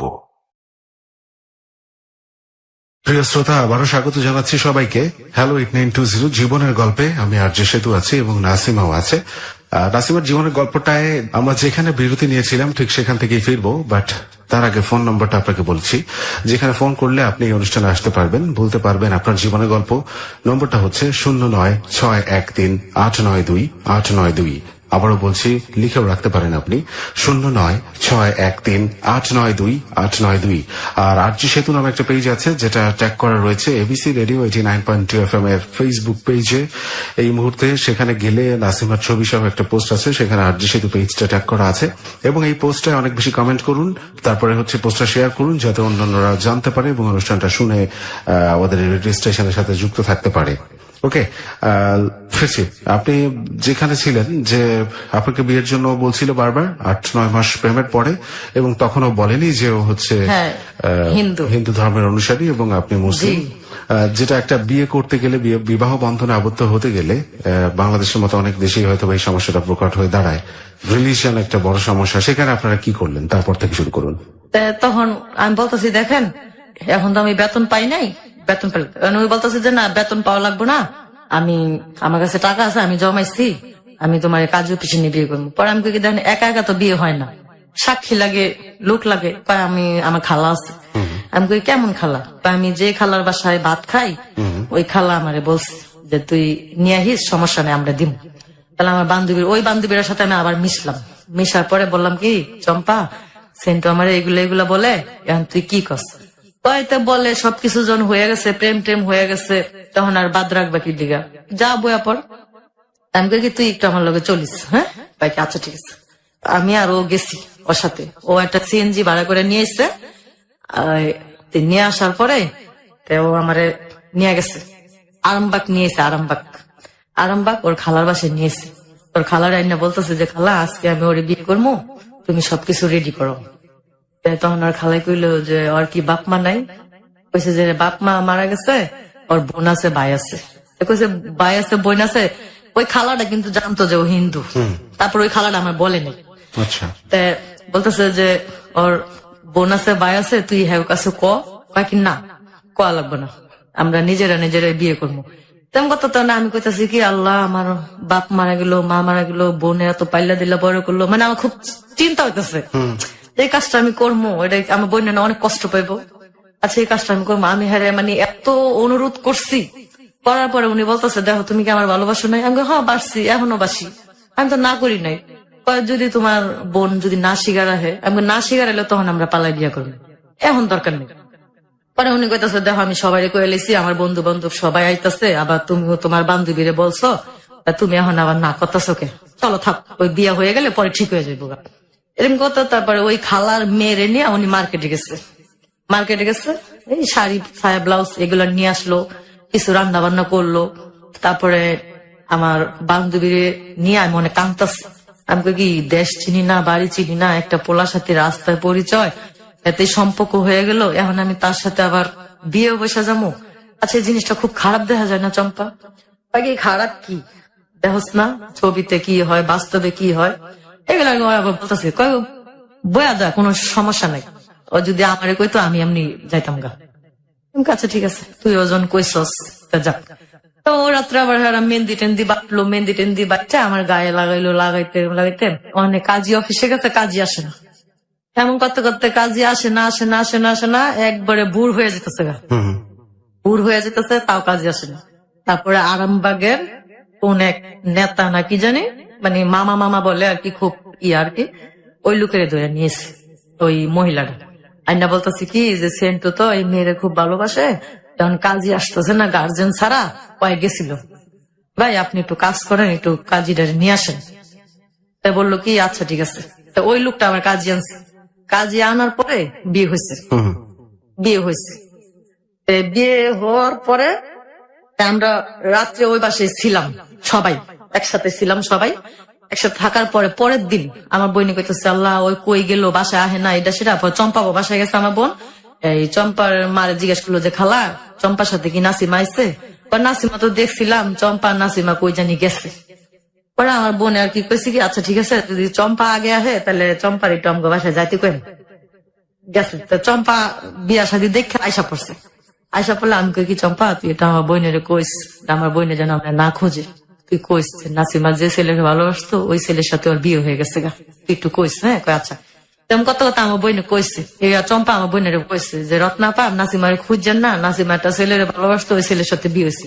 তা আমার বোন আবার চম্পার বাসায় আইসা অনেক গালাগালি করছে চম্পারে, চম্পার মারে অনেক। আমার বোন এরকম ছিল না, আপনার মেয়ের সাথে চইলা এরকম হয়েছে, এটা সেটা, মানে দুনিয়ার কথা কইছে। কথা পরে অনেক ঝগড়াঝাটিও হয়েছে। 4 দিন না 5 দিনের সময় ওই বাসায় আমরা আর কি ভিন্ন ভিন্ন আর কি থাকতেছি, একসাথে এখনো হয় নাই। না হওয়ার কারণে পরে একদিন আমি বলছি কি তাই এখন চলেন আমাদের বাসায় চলে যাই, এখন আপনি খালার বাসায় কদিন থাকুন। তো ওই খালাটা আবার বেশি ভালো না, যে লোকটারে নিয়ে এসেছিল বিয়া পড়াইতে, ওই লোকটা জানি ওই খালারে জানি কি বললো, তো ওই মহিলা আবার আমার ওই লোকের বাসায় নিয়ে গেছিল। মহিলা আবার ওই লোকের বাসায় আমার নিয়ে গেছিল, নিয়ে যাওয়ার পরে লোকের বাসায় ওই যে লোকটা উকিল নিয়ে উকিল জানি হুজুরে নিয়ে আসলো বিয়া পড়ানোর জন্য। ওই লোকটা আর কি বেশি ভালো না, ঠিক আছে। কারণ ওই লোকের বাসায় আমার নিয়ে গেল, মানে ওনার জানি কি বললো, বলার পর আমার কয় কি এই সেন্টু তো কাজে গেছে গা, ল তুই আর আমি ওই বাইগো বাসার যে আমি কই হ্যাঁ মেসে থাকে, মেসে কি যাবো, তাই কিছু হইব না। গেছি মনি হ্যাঁ হাড়ে লোকটা বসা, তা আমার কয় কেন আমি বলছি ওই লোকটাতে হ্যাঁ যদি ভাই ডাকে তাহলে আমি তার মামা ডাকবো। আমি বলছি যে মামা ভালো আছেন? হ্যাঁ ভালো আছি, বসো। বসছি, বসার পরে ওনারা কইলো কি যে না তোমার টাকা দিলাম, তুমি দোকান থেকে কিছু কিনা নিয়ে আসো। ওই দোকানের কথা বললা, ওনারে দোকানে পাঠাইছে। পাঠানোর পর আমার বলতেছে যে সেন্টু নাপিতের কাজ করে, তুমি ওরে কেমনে পছন্দ করলা, আমি অনেক টাকা ইনকাম করি, মানে এগুলা বললা উনি আমার কাছে আসতেছে। কাছে আসার পরে আমি বলছি সি মামা। তখন কি বিয়ে হয়ে গেছে? হ্যাঁ হ্যাঁ বিয়ে হয়ে গেছে। বলতেছি সি মামা আপনি এই কাজ, মানে বিয়ে হয়েছে ঠিকই, মানে এখন আমি জানতে পারতেছি না যে ও হিন্দু, কারণ ওর সাথে আমার এখনো মিলামিশা হয়নি আর কি, এই জন্য আমি বুঝতে পারতেছি না। তখন আমি বললাম সি মামা, মামা শব্দটা বুঝেন, মামা শব্দটা কি, আপনি যে আমার সাথে এই নোংরা কাজটা যে করতেছেন, সি। তখনকার থেকে আর কি ওই মহিলার প্রতি আমার একটা ঘৃণা আসলো। তো ওরা খালা জানে, তারপরে আমি ওনারে খালা বললাম, আর সেন্টুর সাথে আমার বিয়ে হইলো, কিভাবে আমার এখানে নিয়ে আসলো। আমি ওরা মানে ওনার যে কি জানি আনতে দিছে, ওটার অপেক্ষায় না থেকে আমি বাইরে এসে পড়ছি। বাইরে এসে আমি আমার স্বামীরে তখন বলতেছি, তখন তো উনি আমার স্বামী, তখন তার ইয়া না, তখন আমার স্বামীর আমি বলতেছি দেখো এই যাই কিছু হয়েছে আমি আর এখানে থাকবো না, এখন আমার বাসায় চলো, আমার বড় আপার কাছে যাই, যদি আমার বড় আপা না মানে তখন আমরা আলাদা ঘর বাড়ি নিমনে আসো। আমি কেমনে যাবো, আমার যদি আমার কোনো কিছু করে। আমি আচ্ছা আগেও ভয় পাইছো এখনো ভয় পাইতেছো, কোনো কিছু করবো না, চলো। গেছি আমার বোনের বাসায় গেছি, অনেকগুলা মিষ্টি টিষ্টি নিয়ে গেছি। আমার বোন কি করলো, মিষ্টি বাইরে ফিক্কা ফালাই দিচ্ছে। ফালাই দেওয়ার পরে বললো কি এত খারাপ, মানে বাজে বাজে গালাগালি করলো আর কি। বাজে বাজে গালাগালি করার পরে আমার বোনের বলছি দেখেন আপা আমার ভুল হয়ে গেছে, আপনি আপনার বোনকে? জি আমার বোন আর কি। আচ্ছা। যে রত্না আপা আমার অনেক ভুল হয়ে গেছে, আমি মাপ চাই। ও আমার পছন্দ করতো, আমি ওরা পছন্দ করতাম। তখন আমার বোনও জানে না যে ও হিন্দু, আমিও জানি না যে হিন্দু। আচ্ছা। এটা বলছি, বলার পরে আমার বোন কইতেছে যে না তোকে এই ঘরে কোনো জায়গা নেই, তার কই থাকবি যা থাকবে, আমার ঘরে জায়গা নেই। পরে আমি কি করলাম, তা আমার জামাই এখন আমার বলতেছে যে এখন কি করবো, এক কাজ করো, আমরা বাসা বুক ঘর ভাড়া নেই, আসো। গেছি গা, বাসা বুক যায়া বাসা বুক হলের সাথে ঘর খুঁজা পাইছি। ঘর খুঁজা পাওয়ার পরে ওখানে তো হাড়ি পাতিল বিছনা টিছনা কিছুই নাই। তো আবার কাজ কইরা একটা ভাতের পাতিলা তরকারি পাতিলা মানে চলার মতো আর কি কিছু নিয়ে আসলো। নিয়ে আসার পরে যখন আর কি ওখানে আমরা দুইজন একসাথে থাকবো আর কি, এক ঘর নিছি, এখন যখন দুইজন একসাথে থাকবো, এখন আর কি উনি আমারে চিনবো, আমি ওনারে চিনবো, এই আর কি। আর এই কয়দিন আমরা মানে এভাবেই ছিলাম আর কি। এখন যখন একসাথে রান্না বান্না করছি, খাওয়া দাওয়া হয়েছে, এখন আমরা যখন মানে শুইতে গেছি, তখন ও আমার বলতেছে দেখো নাতিমা আমার দুইটা হাত ধরছে। দুইটা হাত ধরার পরেও আমার বলতেছে নাতিমা আমি তোমার একটা কথা বলি, তুমি কষ্ট পাও না। আমি কই কি কষ্ট বলেন? তুমি কথাটা শুনলে অনেক কষ্ট পাইবা। আমি কই কি কথা বলেন আপনি, শুনি, কোনো সমস্যা নাই বলেন। যদি তুমি শোনো, শোনার পরে কি তুমি থাকবা না চলে যাবা? আমি কই যদি থাকার মতো হয় তাহলে থাকবো, আর যদি চলে যাওয়ার মতো হয় তাহলে আমি চলে যাবো। তখন কয় কি আমি তো হিন্দু। যখন এই কথাটা বলছে মানে আমি কি বলবো, মানে উপর আল্লাহ ছাড়া কেউ জানে না যে আসমানকে আমার মাথায় ভাঙ্গা পড়লো না কি, মানে আল্লাহ ছাড়া কেউ জানে না। তারপর আমি বলতেছি আচ্ছা কি হয়েছে, হিন্দু দিকে কি হয়েছে? তাহলে আচ্ছা আপনি যখন হিন্দু তাহলে আমার যে কলমা কইয়া যে বিয়ে করলেন, তখন আপনি ওই কলমাটা কিভাবে বললেন? হ্যাঁ, কয় কি না সত্যি নাসিমা আমি হিন্দু, তবে আমি তোমার অনেক ভালোবাসছি, এই জন্য আমি কিছু বলতে পারি না। ঠিক আছে, বলতে পারি নাই, কিন্তু যে আপনি যেটা বললেন বিয়েটা হয়েছে তো মুসলিম স্টাইল, জি জি জি, কাজী ডেকে। হ্যাঁ হ্যাঁ একদম কলমা টলমা পড়া এতবা টোকা কাইটা তারপরে বিয়ে হয়েছে। মানে ওইখানে যখন আমরা আলাদা বাসা ভাড়া নিছি তখন আর কি বিস্তারিত জানছি যে ও আসলে সত্যি হিন্দু। তখন আমি বলছি যে এটা তো লুকানোর কোনো ছিল না, তো বিয়ের আগে আপনি আমার বলতে পারতেন, দরকার পড়লে আমি আবার আপনাকে মুসলমান বানাইয়া তারপরে আমি আবার ফিরে বিয়ে করতে পারতাম, যেহেতু আপনি আমার ভালোবাসেন আমি আপনার ভালোবাসি। তাহলে এরকম করলেন কেন? এটা করার পর আমি বলছি যে আমার যে আশেপাশের লোকজন আছে, বান্ধবী আছে, আত্মীয় স্বজন আছে, আমি তাদেরকে কি বলবো বলেন? এখন আপনি বলেন না, আপনি কিছু বলতে পারবেন না, আপনি দেশে বাড়িতে আমার কোনোদিন নিয়ে যেতে পারবেন নাকি আমি কোনোদিন কিছু করতে পারবো? তো করতে করতে মানুষে বলে না যে সত্যি কথা কোনোদিনও চাপা থাকে না, একভাবে না একভাবে বাস্তব হয়। তা আমি বলছি আমার বান্ধবীর কাছে, চম্পার কাছে, আমি চম্পা দেখ তোর জীবনটা যে জায়গা নষ্ট হইতো সেই জায়গা আমার জীবনটা নষ্ট হয়েছে। কয় কিরকম? আমি সেন্ট তো হিন্দু। কি কথা? আমি হয় সত্যি হয় হিন্দু, আমার কাছে কইছে। তারপরে এরকম এরকম। তারপরে আমার আরেকটা বান্ধবী রীতা, যে বান্ধবীর আমার রাত্রে ডাইকা নিয়েছিল, ওর কাছে আমি বলছি যে রীতা দেখ এটা ওটা কাজ করলো, কখন আমি কি করবো? করছে ভালো হয়েছে, এখন ওর তুই মুসলমান বানাবি, তখন কি করবো? কিছুই করার নাই। ওখানে না কইতে পারতেছি আমার বোনের কাছে, না কইতে পারতেছি কারোর কাছে, মানে শুধু দুজনের সাথে আমি শেয়ার হইতাছি। হওয়ার পরে ওখানে আমার কইতাছি এক কাজ কর, তুই তোকে বাড়িওয়ালার কাছে বল। আমি কই বাড়িওয়ালার কাছে যদি আমি বলি, বাড়িওয়ালা যদি ওরে মারে তখন কইব না যে ও সিটারি করে কি লিগে বিয়াটা করলো। এটা না করার পরে আমি বাড়িওয়ালার মানে বাড়িওয়ালির সাথে আলাপ করলাম, বললাম কি খালাম্মা যদি ভুল বেয়াদবি হয় তাহলে মাফ করে দেন। মানে ও আমার সাথে প্রেম করছে, আমি প্রেম করছি, তাহলে ও যে হিন্দু আমার এটাকে বলে নাই, এখন তো আমরা বিয়ে করছি কলমা কইরাই। তখন আমিন বাইরে বইলা ওর একটু ব্যবস্থা করে দেন। পরে উনি আবার আমার জিজ্ঞাসা করলো যে তোরা কি মিলামিশা করছস? আমি কি আমিন না। ভাইটা কি? মানে ওই বাড়িওয়ালার ছেলে। আচ্ছা, ওই কি ব্যবস্থা করতে বললেন? মানে ওনাকে আর কি মুসলমান বানাবে কিবা যেটাই হোক আর কি হ্যাঁ হ্যাঁ করতে হবে। হ্যাঁ, তখন বললো কি আচ্ছা ঠিক আছে তাহলে আমিনে আইসা নে, তারপর আমি বলবো। তখন আমিন ভাই আসছে, ওনার মা আমার ডাকাইছে, ওরেও ডাকাইছে। ডাকানোর পরে আমিন ভাই বললো যে দেখো তুমি কি এটা একটা কাজ করলা, তুমি তো খুব অন্যায় কাজ করছো। ভাই মারেন কাটেন যাই করেন, আমার ভুল হয়ে গেছে, আমি করছি। এখন আপনারা আমার যে প্রস্তুতি নিতে বলবেন আমি সেই প্রস্তুতি নিব, সেটাই নিব। আচ্ছা, তারপরে হ্যাঁ, তারপরে আমিন ভাইরে বললাম যে আমিন ভাই এরকম এরকম ব্যাপার, এখন কি করবো বলেন। তারপরে বললো যে তুমি কি কাজটা খুব খারাপ করলা, তুমি হলে এক জাত ও আর এক জাত, এটা যদি মানুষে শুনে তোমার এখন কি করবো কও। তারপরে বললো যে ভাই আমার ভুল হয়ে গেছে, আপনি আমার মাফ করে দেন, এখন আপনি আমার যে প্রস্তুতি নিতে বলবেন আমি সেই প্রস্তুতি নিব। নেওয়ার পর আল্লাহ ওনার আম্মা আবার বললো কি আচ্ছা ঠিক আছে থাক, একটা হিন্দু ছেলের যদি মুসলমান বানানো যায় তাহলে আমাদের অনেক সওয়াব আছে, আচ্ছা থাকুক, যাই হয়েছে হয়েছে, এটা ওর ভাগ্যে ছিল এই জন্য হয়েছে। পরে আমিন ভাই আবার কি করলো, এই যে যারা মুসলমানি করায় না ওই লোকের ডাইকে নিয়ে আসলো, ডাইকে নিয়ে আসার পরে ওনারা আর কি সব ব্যবস্থা করে দিল।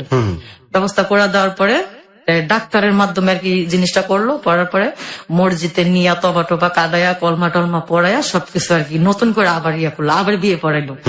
বিয়ে পড়ানোর পরে ওনার দেশের বাড়িতে আর কেউ জানতেছে না, না জানার পরে এই যে আমাদের সব হয়ে গেল আর কি, মানে সংসার আর কি করতেছি, করতে করতে তো ও আবার ইনকাম করতে পারতো না। এই সেলুনে কাজ করে আর কয় টাকাই পায়। একদিন কাজে গেলে বাজার হয়, একদিন কাজে না গেলে বাজার হয় না, মানে সে আর কি আমার বাবা মার ইতিহাসই আর কি আবার ঘুরে আর কাছে, যে কষ্টটা আমি বাবা মার ঘরে করছি সেই কষ্টটা এখন আমি আবার হচ্ছে, তাই তো হচ্ছে। আর মাঝখানের জীবনটা আমার একটু ভালো ছিল, যে গার্মেন্টসে কাজের জীবনটা আর কি ভালো ছিল। এবং আপনি তো সুখের জন্য বিয়ে করছেন ফাইনালি। তো দেখি আমরা এখানে আরো একটা বিরতি নিই। প্রিয় শ্রোতা, ও নিজেই বললো যে মাঝখানের জীবনটা একটু ভালো ছিল, যে জীবনটা আমরা শুনে ফেলেছি, এবং বিয়ে করলো, বিয়ে করেও সে শান্তিটাও পাই নাই। তারপরেও একটা ঝামেলা ছিল, ধর্মান্তরিত হলো, যেগুলো খুব প্র্যাকটিক্যাল কিছু প্রসেস আছে সেগুলো মেনটেন করেই হলো। এবং তারপরে কি হবে সেটার জন্য আমরা অপেক্ষা করছি। আপনি কোথাও যাবেন না, শুনছেন হ্যালো 8920 জীবনের গল্প। আর যে সেতু আছে এবং আছে আজকের অতিথি নাজিমা। ছোট একটা বিরতি নিয়ে ফিরে আসছি। হ্যালো 8920 জীবনের গল্প। হ্যালো 8920 জীবনের গল্প। স্বাগত জানাচ্ছি আপনাদের সবাইকে হ্যালো 8920 জীবনের গল্পে। আজকের অতিথি নাসিমার কাছে আমি ফিরছি। সংসার শুরু করলেন, অতিথির কাছে ফিরছি। ওকে মুসলমানি করানো হলো অ্যাজ পার যে প্রসেস সেগুলো, তারপরে সংসার শুরু করলেন, বাট ইনকামের ব্যবস্থা ভালো না। আপনি তখন গার্মেন্টসে কাজ করেন? হ্যাঁ, আমি গার্মেন্টসে কাজ করি। পরে এরকম কত টাকা পান গার্মেন্টস থেকে? ওই সময় কত পাইতেন? ওইখানকার সময় 4000 টাকা। আর ঘর ভাড়া নিয়ে আলাদা থাকছিলেন? হ্যাঁ। ঘর ভাড়া কত? 900 টাকা। 900 টাকা। ওই 900 টাকা ঘর ভাড়া আমার হাজবেন্ড দিতে পারেনি। পারে নাই? সেলুনে কি এত কম ইনকাম? মানে কি, মানে সেলুনে 900 টাকা দেওয়ার মতো তো ক্যাপাবিলিটি ছিল না? না, উনি বাজারই করতে পারে নাই। একটা ভালো জিনিস খাইতে মন চাইলে, মুরগি টুরগি খাইতে মন চাইলে উনি খাইতে পারে নাই। আচ্ছা জি, ঠিক আছে। তখন আমি কাজে গেলাম, কাজে যাওয়ার পরে যখন উনি ভালোই থাকতো, কয়দিন আমাদের সংসার খুব ভালোভাবে চললো। চলার পরে মানে সেলুনের কাজ ছাইরা অনেক ধরনের কাজ খুঁজলো, যে দেখি পয়সা কোন জায়গায় আছে। তারপরে কিছু হলো না, এই গুলিস্তান কিসের কাজ জানি নিছিল, সেলুনের কাজ ছাড়ার পরে তাকে পুলিশে ধরে নিয়ে গেছে। পুলিশে ধরছে? জি। কারণটা কি? ওই যে মানে কিসের কার্ডটা বিক্রি করে, আগের ভিউ কার্ড ছিল না, নায়িকাদের ভিউ কার্ড ছিল, তো ওইগুলো আর কি বিক্রি করতো। তারপরে গুলিস্তান থেকে ওনারে পুলিশে ধরে নিয়ে গেছে। তখন আবার আমার সন্তান পেটে ছিল, এখন কি করবো, মানে তো তার 2 টাকা বেশি উপার্জনের দরকার। আচ্ছা, একটু ক্লিয়ার করি, এখানে শুধু ভিউ কার্ড বিক্রির জন্য নয়, সাথে হয়তো বা ভিউ কার্ড গুলো যেটা আমরা মিন করছি নায়ক নায়িকাদের ছবি, হয়তো একটু অশ্লীল ছবি টবি ছিল। জি জি। আচ্ছা, এই টাইপের কিছু জিনিসপত্র বিক্রি করতে হয়। আচ্ছা, তো ওইগুলো আবার ওনাকে পুলিশে ধরছে। ধরার পরে থানায় নিয়ে গেছে। থানায় নেওয়া যাওয়ার পরে আমি তো গার্মেন্টসে মানে কোনো খোঁজ খবর নাই। রাত্রে উনি বললো যে আমি আসতাছি বললে ওনার কোনো খবর নাই। না খবর থাকলে তা ওই মুহূর্তে আবার আমার বাচ্চা পেলে আর কি আমি অন্তঃসন্ত। তখন আমি কি করবো, তখন আমার মনে একটা গভীর ছিল, চিন্তা আসলো যে আল্লাহ, ও আগে গেল না, এখন আমার সন্তান পেলে ও এখন আমার চলে গেল গা। আচ্ছা, ও তো আসলে অনেক খারাপ লোক। মানে এগুলো চিন্তা ভাবনা করতে করতে করতে করতে যখন এই সকালবেলা থানার থেকে খবর আসলো আমার বাসায় যে অমুক গুলিস্তান কাজ করতো অমুক নামে, তারে গতকালকে পুলিশে ধরছে। অনেকগুলো শুই না আমি মানে কানতে কানতে শেষ। এখন আমার বোনের কাছেও আমি যেতে পারবো না, আমার ভাইয়ের কাছেও যেতে পারবো না, আমি কারো কাছে যেতে পারবো না, কারণ সবাই আমার মানে ত্যাগ করে দিচ্ছে। ভাই বোনের কাছ থেকে সবাই আমার ত্যাগ। আমি কি করবো, করার পরে এক লোকের নিয়ে গেছি, লোকের নিয়ে ওই গুলিস্তান গেছি, যে যেই লোকের কার্ডগুলা বিক্রি করে ওই লোকের ধরছি। আচ্ছা, ধরার পরে ওনারে বলছি যে ভাই দেখেন, ও তো এরকম এরকম, মানে যেভাবে হোক, মানে আপনার কাজ করতে যাই ও পুলিশের হাতে ধরা গেছে, মানে আপনি আমার ছোড়া নেন। তো ওই লোকে বলছে কি যে তুমি বাসায় যাও, কোনো চিন্তা করো না, আমি ওরে নিয়ে আসতেছি। তা নিয়ে আসছি, নিয়ে আসার 2-3 দিন পরে নিয়ে এসছি। নেওয়ানোর পরে এখন বাসার ঘর ভাড়াও দিতে পারতেছে না, আবার আমার বাচ্চা পেটে, এখন মানে কি যে অবস্থা আছি, মানে উপর আল্লাহ ছাড়া কেউ জানে না। এরকম করতে করতে ও আমার কয়েক নাসিমা তুমি চিন্তা করো না, আমি দেশে যাই। দেশে যাইয়া তা আমার বাবা মা তো আর জানে না যে আমি মুসলমান হয়ে গেছি, এবার তোমার বিয়ে করছি। আমি দেশে যা টাকা নিয়ে, ও দেশে গেছে। 10-15 দিন হয়ে গেছে, আসে না, কোনো খবরও নাই।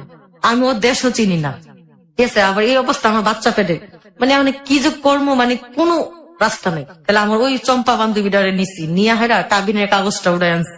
কাবিনের কাগজটার ভিতরে মানে ওর সঠিক ঠিকানা লেখা ছিল আর কি। আচ্ছা, তো ওই ঠিকানার অবস্থায় আমার ঘরের ফ্যান বিক্রি করছি, আর কটা হাড়ি পাতিল ছিল, আর আমার কটা শাড়ি কাপড় ছিল, এগুলা বিক্রি করছি। বিক্রি করে ওই কাবিনের কাগজের এইখান থেকে ঠিকানাটা নিচ্ছি। তারপর আমার বড় পারে দুলা ভাইরা এসে বলছি যে ভাই আমার তো ভুল হয়ে গেছে, এখন আপনি কি যাবেন না? আমার বোন কয় কি, তুই জাহান নামে চৌরাস্তায় গেছিস, তুই জাহান নামে চৌরাস্তা যা, তুই তোর পাপের ইয়া আমাকে শরীরে যেন না লাগে, তুই যা, তোর আমরা চিনি না। এই কথা কয়া তারপর আমার দুলাবাড়ি কইছি, আচ্ছা আমি অচেনা গ্রামে যাইতেছি, যেহেতু আমি অন্যায় করছি, আমার ইয়াটা আমি খুঁজে বাই করবো, কারো লাগবো না। তা আমার বান্ধবীর না, এর আগে ওর একটা বন্ধুরে পাঠাইছি। আমি কই কি, সুলতান ভাই দেখেন সেন্টুর এত ভালো মনে করতাম, ও এই কাজটা কেমনে করলো? কি ভাবি, আচ্ছা ঠিক আছে, তা আমার ভাড়া টাকা দেন, আমি যাই। তো ভাড়া টাকা আমি একা দিচ্ছি, ও গেছে, যায় ওরে বলছে যে তুই যে দেশে যে ঢাকা যেরকম করে থইলি, তখন ওই মেয়েটার অবস্থা কি হইব। আর ও আবার ওর কাছে বলছে কি, তুই একটু নিয়ে আহিস, আমি আর ঢাকা শহরে যাবো না, তুই ওরে নিয়ে আহিস, আমি ওরে নিয়ে নেই থাকবো। থাকার পরে ও ছেলেটা আমার বলে না, ও ছেলেটা আইসা বলছে কি ওর সাথে আমার দেখা হয়নি, ও আর কি গাদ্দারি করছে আমার সাথে। করার পরে আমি আমার চম্পা বান্ধবীরে বলছি কি, চম্পা চল তুই আর আমি যাই। আমার পরনের শাড়ি ছিল, সেই শাড়িগুলা বিক্রি করছি, ঘরের ফ্যান ছিল সেটা বিক্রি করছি। তখন আমাদের ঘরে মানে কিছুই ছিল না, নিচে বিছানা। তো ওইগুলা নিয়ে গেছি, গ্রামে গেছি, সায়দাবাজার থেকে বাসে উঠে গেছি। যাওয়ার সাথে সাথে মানে এমন বৃষ্টি আইছে, আমার কথা হলো যদি আমি দেশ গ্রাম না চিনি তাহলে আমি আবার ঢাকা রিটার্ন আসবো। আচ্ছা, মানে এরকম অবস্থা, এরকম বৃষ্টি আসলো, নাই নাই নাই। পরে যাক আল্লাহ কি হুকুম, বাজারে বলে দোকান ছিল, ওর বাবার নাম বলছি, সবাই চিনছে। চিনার পরে বলছে কি হ্যাঁ যে অমুকের পোলা অমুক এখানে ছিল, আছে। তোর ছোট ভাইয়ের খবর দিছে, ওর ছোট ভাইয়ের কাছে কি তোর ভাইয়ের বউ, তুই কি করবি, বাড়িতে নিবি নাকি তোর ভাই ঠিকানা দিবি? তো ভাই তো নসন্দি গেছে গা, এই জায়গা থাকবো না। তো ওই কুমিল্লার থেকে আবার নসন্দি আসলাম বান্ধবীরারে নিয়ে। নসন্দি আইসা দেখি আমার ননাসের বাড়িতে, ওই আমার ননাসেও আবার মুসলমান। ওনার ফ্যামিলির ভিতর থেকে 5 জন মুসলমান, ওনারা 5 জন ভাই বোন বাগনা টাগনা মিলায় ওনারা 5 জন। ওদের ফ্যামিলির ভিতরে 5-6 জন। ওর বড় ভাই একটা মুসলমান মেয়েকে ভালোবাসা, তারপরে ওই যে দেশ গ্রামে ধান খেতে বিষ দেয়, সে বিষ খায় মারা গেছে।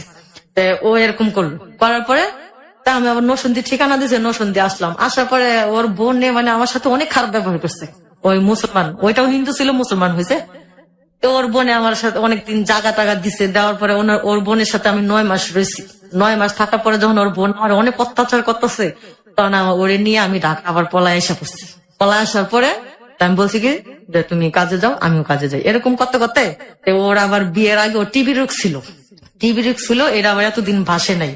যখন আমার ছেলে দুনিয়াতে আসলো তখন ওই অসুস্থ হয়ে পড়লো। আচ্ছা, আমার বোনের কাছে গেছি, আমার বোন মানে পাত্তাই দেয় না। আমার বড় ভাইয়ের কাছে কেউ পাত্তা দেয় না, আমার চাচার কাছে গেছি তাও কেউ পাত্তা দেয় না। না একটু ভুল হয়েছে, যখন এই জেলখানায় গেছে তখন আমার নিয়ে গেছিল দেখা করতে। তখন আমার হাত ধরে বলতেছে যে নাসিমা 1 মাস হোক 2 মাস হোক আমি কিন্তু জেলখানা থেকে বাইরে আসবো। আমার যে সন্তানটা তোমার গর্বে, তোমার বোন তোমার ভাই যদি নষ্ট করতে চায় তুমি ওটা নষ্ট করবে না, আমি যদি না থাকি তাহলে ওইটাই তোমার সম্পদ। তারপরে ও আমার বোন আমার হাসপাতালে নিয়ে গেছিল যে আমার বাচ্চা নষ্ট করে লাগবো। আমি বলছি যে না, আমি বাচ্চা নষ্ট করবো না। ও যখন আমার হাত ধরে বললো আমি ওর রিকোয়েস্টটা রাখবো। রাখার পরে আমার ছেলে হয়েছে, ওরা আমার বোন ছোটায় আনছে। আমার বোন অনেক ছোটায় আনছে, আমার যে বোনটা রাগ করছিল ওই বোনটা ছোটায় আনছে। আমি খাই না, বসে থাকি, কান্নাকানি করি, তখন আমার বোনের মায়া লাগতো, আমার বোন ছোটায় আনছে। আনার পর যখন আমার ছেলে পৃথিবীতে আসলো তখন আমার স্বামী অসুস্থ হয়ে পড়লো। ওই টিভি রূপটাই মানে আবার জাগতে জাগতে তারপর ওর মা বাবা আবার শুনছে যে মুসলমান মেয়ে বিয়ে করছে, দেশে নিয়ে অনেক অত্যাচার করছে, অনেক মারধর করছে। তারপরে আমি ওদের গ্রামে গেছি, ও হিন্দু বাড়িতে আমিও ঢুকছি, ঢুকার পরে আমারও বাড়িতে ঢুকতে দেয় নাই। তারপরে বাধ্য হয়ে আমি নিজেও শাঁখা সিঁদুর পড়ছি শুধু আমার স্বামীর কারণে। আজকে সত্যি ওর কথা নাই, সত্যি হইলো যে ও আজকে আমার কাছে নাই, সারা দুনিয়াতেই নাই। ও এমন জায়গায় চলে গেছে ও আর কোনদিন আসবে না। মানে কি হয়েছে তার? উনি মারা গেছে, 1 বছর হয়েছে। কিভাবে মারা গেছে? এই জন্য আজকে আমার এখানে আসা। আজকে আমার স্বামী আমার কাছ থেকে নাই, আমার জীবনটা পুরো অন্ধকার। আমার মতো যেন এরকম যেন আর কেউ না করে। আমার স্বামীর নিয়ে মুগ্ধা হাসপাতাল আমি 21 দিন ছিলাম। খালি রক্ত পরীক্ষা করে, পেশাব পরীক্ষা করে, এই পরীক্ষা করে, সেই পরীক্ষা করে, কোন রিপোর্টই ধরা খায় না যে উনি অসুস্থ। তারপর ডাক্তাররা নিজে থেকে মোয়াখালী প্রাইভেট ক্লিনিকে পড়েছে,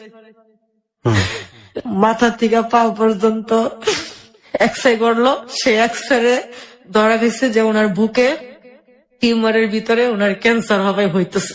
আচ্ছা, ক্যান্সার হইতেছে। আর ওর একটা দোষ ছিল কি, ও সারাদিন না খায়া থাকতো।